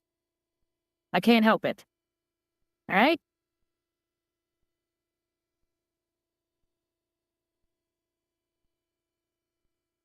So, they actually tracked down some teens who stole Twisted Texas from Wawa. Or Twisted Teeth. God, I can't talk. So that this is another one of those where they're not just like doing some drunk test. October 2024, a group of teenagers walked into a Wawa in Bradenton, Florida and stole armfuls of Twisted Tea. Then just 2 nights later, they came right back to the exact same store and did it again. When detectives saw the surveillance footage, one officer immediately recognized 18-year-old Giovanna from a previous unrelated case. Armed with And see, she is not. printed screenshots, Deputy Gal heads straight to Giovanna's front door to see if she'll tell the truth. Hey, how's it going? Detective Gal at the Sheriff's Office. Yeah. What's your name? Gigi. Gigi? How old are you, Gigi? Why did you walk out of your house in panties? 18. 18? Got a minute to talk? Yeah. Reason I'm here, I'm investigating some thefts that occurred out of the Wawa out on State Road 64. You have a boyfriend?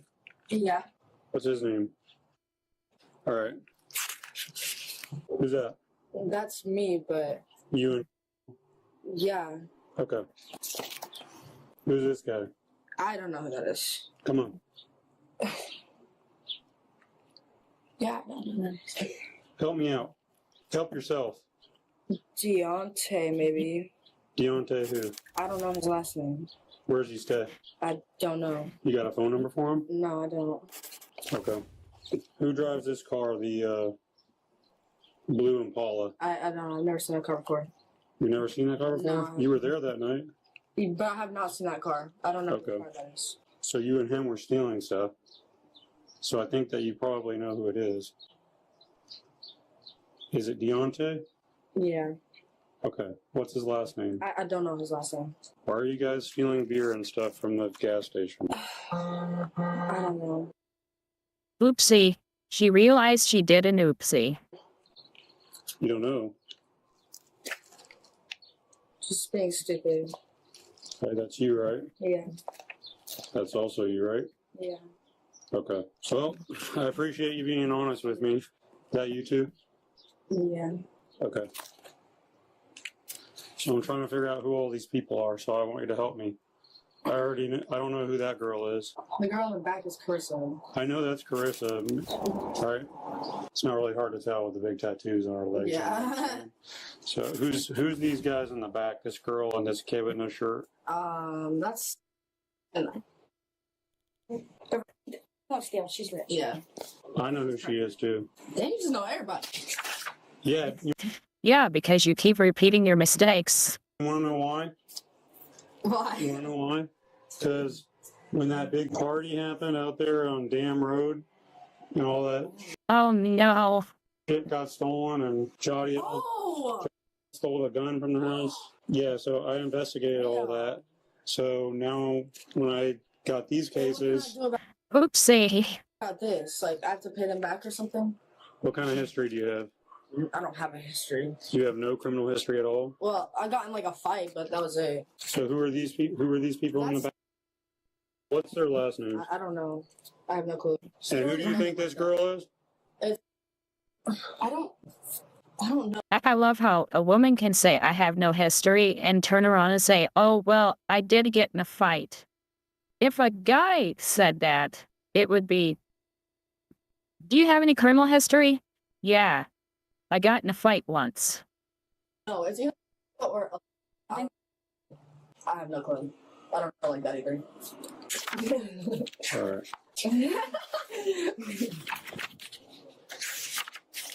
Are you gonna still be laughing when he puts you in handcuffs?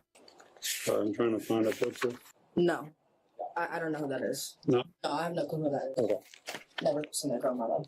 You guys need to stop stealing stuff, Yes, sir. okay? It's going to lead you down a path I know. that you don't want to go down. We talk about it a lot, actually. Now you're going to get in trouble. They're cracking down because it's a problem at that Wawa especially. Yeah. This one was 64? Yes. Yeah. 64 in Lakewood Ranch. Yeah, so make sure you steal from the other one. What are you asking that for? They want all you guys prosecuted. So kind of is what it is. You're probably going to catch a theft charge. Are you for real? Yep. No, he said that because he was joking. Of course he's for real. But it's a petty theft. It's a misdemeanor. So, like you're not under arrest right now, anything like that. I'm not going to get arrested? I honestly can't tell you whether you will or not. I got to look at your history and see if you qualify for like a diversion program or something. If not, you're probably going to have a warrant for your arrest, and then you'll have to go to jail and then get booked out, or processed and released. No So, way. for a petty theft. I can't like pay them or nothing. Yeah, Twisted Tea has alcohol. Thanks, what can I do? Well, I don't think they're interested in doing that because, like I said, it keeps happening. So now they're trying to like make an example out of everybody so that people stop stealing from their store. Don't make me an example, please. I'll never do it again. Okay, well, thank you, sir. You too. Yep. Thanks. After Gigi quickly folds, the dominoes start to fall. The deputy runs the license plate of the blue Chevy Impala seen in the surveillance I don't think I've ever had it. I might have once. At a party. video. He tracks it down and finds it parked right in front of Deontay's house. Hey, I'm investigating an incident. Have fun with his mom.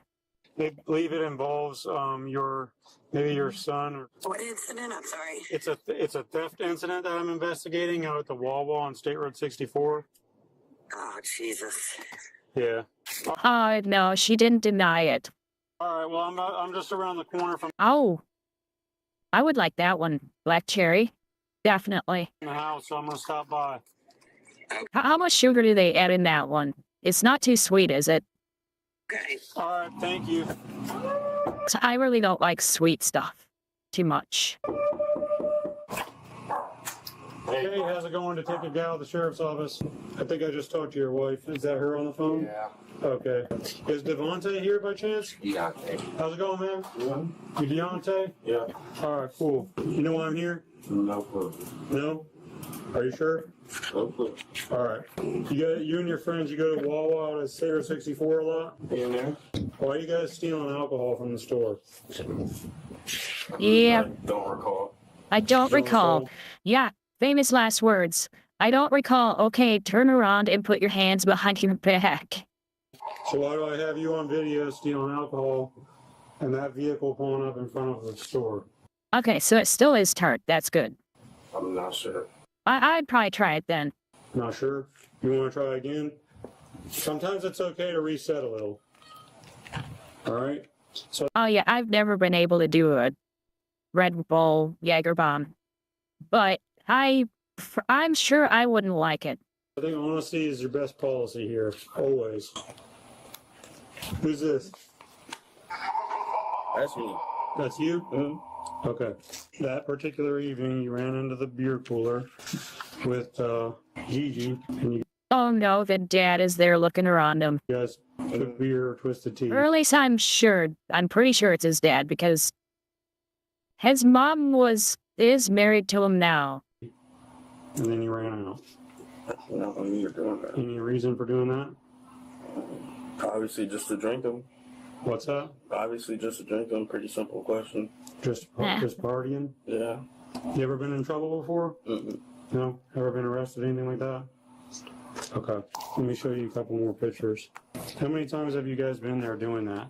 I don't even remember doing that, but I'm assuming that'd be our first time. Okay. So here's the deal. Not yet. I don't even talk to that girl. Wawa is getting tired of it. Yeah. Because I guess it's an ongoing thing. And they want to prosecute everybody. Okay. Who are these two? Or I like alcohol. Who are these two people right here? I don't know. You don't know? Yeah, I don't know. Come on, man. I really don't. Help me out. I can't even see a face. I can't see. My favorite's bourbon. Who are they? That's Gigi. Okay. I can't tell you that is. I'm testing your honesty right now, okay? Yeah, the tat. If that's his tat, then yeah. Okay. There's the blue Impala, right? So, just so you know, I'm not lying. Yeah. I'm telling you everything I got. That Gigi? I think so, yeah. Who's this girl with the black tube top? I'm not sure. Not sure? Not sure. I've seen her before, don't know her name. Come on. I don't know her name. Need your help. All right, about this girl with the glasses. The girl with the glasses' name is Carissa. I appreciate you being honest with me. Obviously, you identified yourself from there. It's a petty theft, okay? It's a misdemeanor. It's the lowest level of offense. You're probably going to have a warrant written for your arrest. You'll end up getting arrested, or you could turn yourself in, but Wawa wants to prosecute everybody because it's an ongoing issue.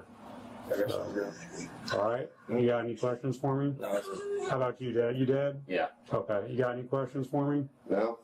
All right. He's giving his son the evil eye. Suggestion is, one, just don't steal at all, and two, I'd probably quit going to the Wawa up there. Yeah, I wouldn't go back if I were you. And I know it's kind of become a bit of a teen hangout lately, but they're watching hard and they want to crack down. So, all right. Yeah, that they'll probably look hard at you if you come back when they know that you've stolen before.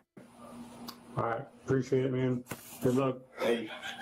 Next, investigators want to find Carissa, but they have a harder time tracking her down. Man, one house after another. Hey, Sheriff's Office, how you doing? Oh, he's not going to eat me, is he? Come on. Get over here. He's a big boy. Can I help you? I'm looking for Carissa. Does Carissa live here? Used to a long time ago. Oh, okay. Because that's her dog. Carissa is your daughter's daughter? No, the dog that's belonged to her. Oh, Carissa's dog? Yeah. Oh, okay. She stole $300 and left the dog here. Oh no. Stole the money and left the dog. Wow. Yes. Hey, how's it going? Detective Guy with the Sheriff's Office. Is Carissa here? Carissa? Yes. No, she doesn't live here. She doesn't live here? She hasn't been living here in a while. Her mother, my daughter, might have, but as far as I know, she hasn't seen her in a long time either. Oh God. How horrible is this girl? Hey, I'm Detective Gao. I think we've maybe met one time before. Okay, why do you think I'm here? Something about Wawa. Okay, what? Something about Wawa. Okay. So, you know it has to do with a Wawa. You just don't know which time. That's basically what you're saying here. What happened at the Wawa? To be honest, we were all drunk one night and we went there. I did take 2 cases of twisted teas, but Okay. I mean, why are you doing that? Just because you can't? Because you're not old enough to buy it? And... yeah, I mean, like I have the money, and if they want us to pay them back or whatever the case may be, I'll do that. I'll never do it again. I haven't done it since. Okay. Let me show you some pictures. So that. She's too fat to wear tight pants like that. That's gross. That's Gigi there, right? Yeah. All right, and then that's you, obviously, right? Okay. Kind of unmistakable with the tattoos and everything. Stop stealing. Don't steal, period. Yeah, I'm done. And definitely don't steal from Wawa anymore because they want to prosecute all you guys. Yeah. You're not under arrest. I'm not taking you to jail today. I appreciate your honesty. You're probably going to have a misdemeanor warrant at some point. You can either turn yourself in at that point or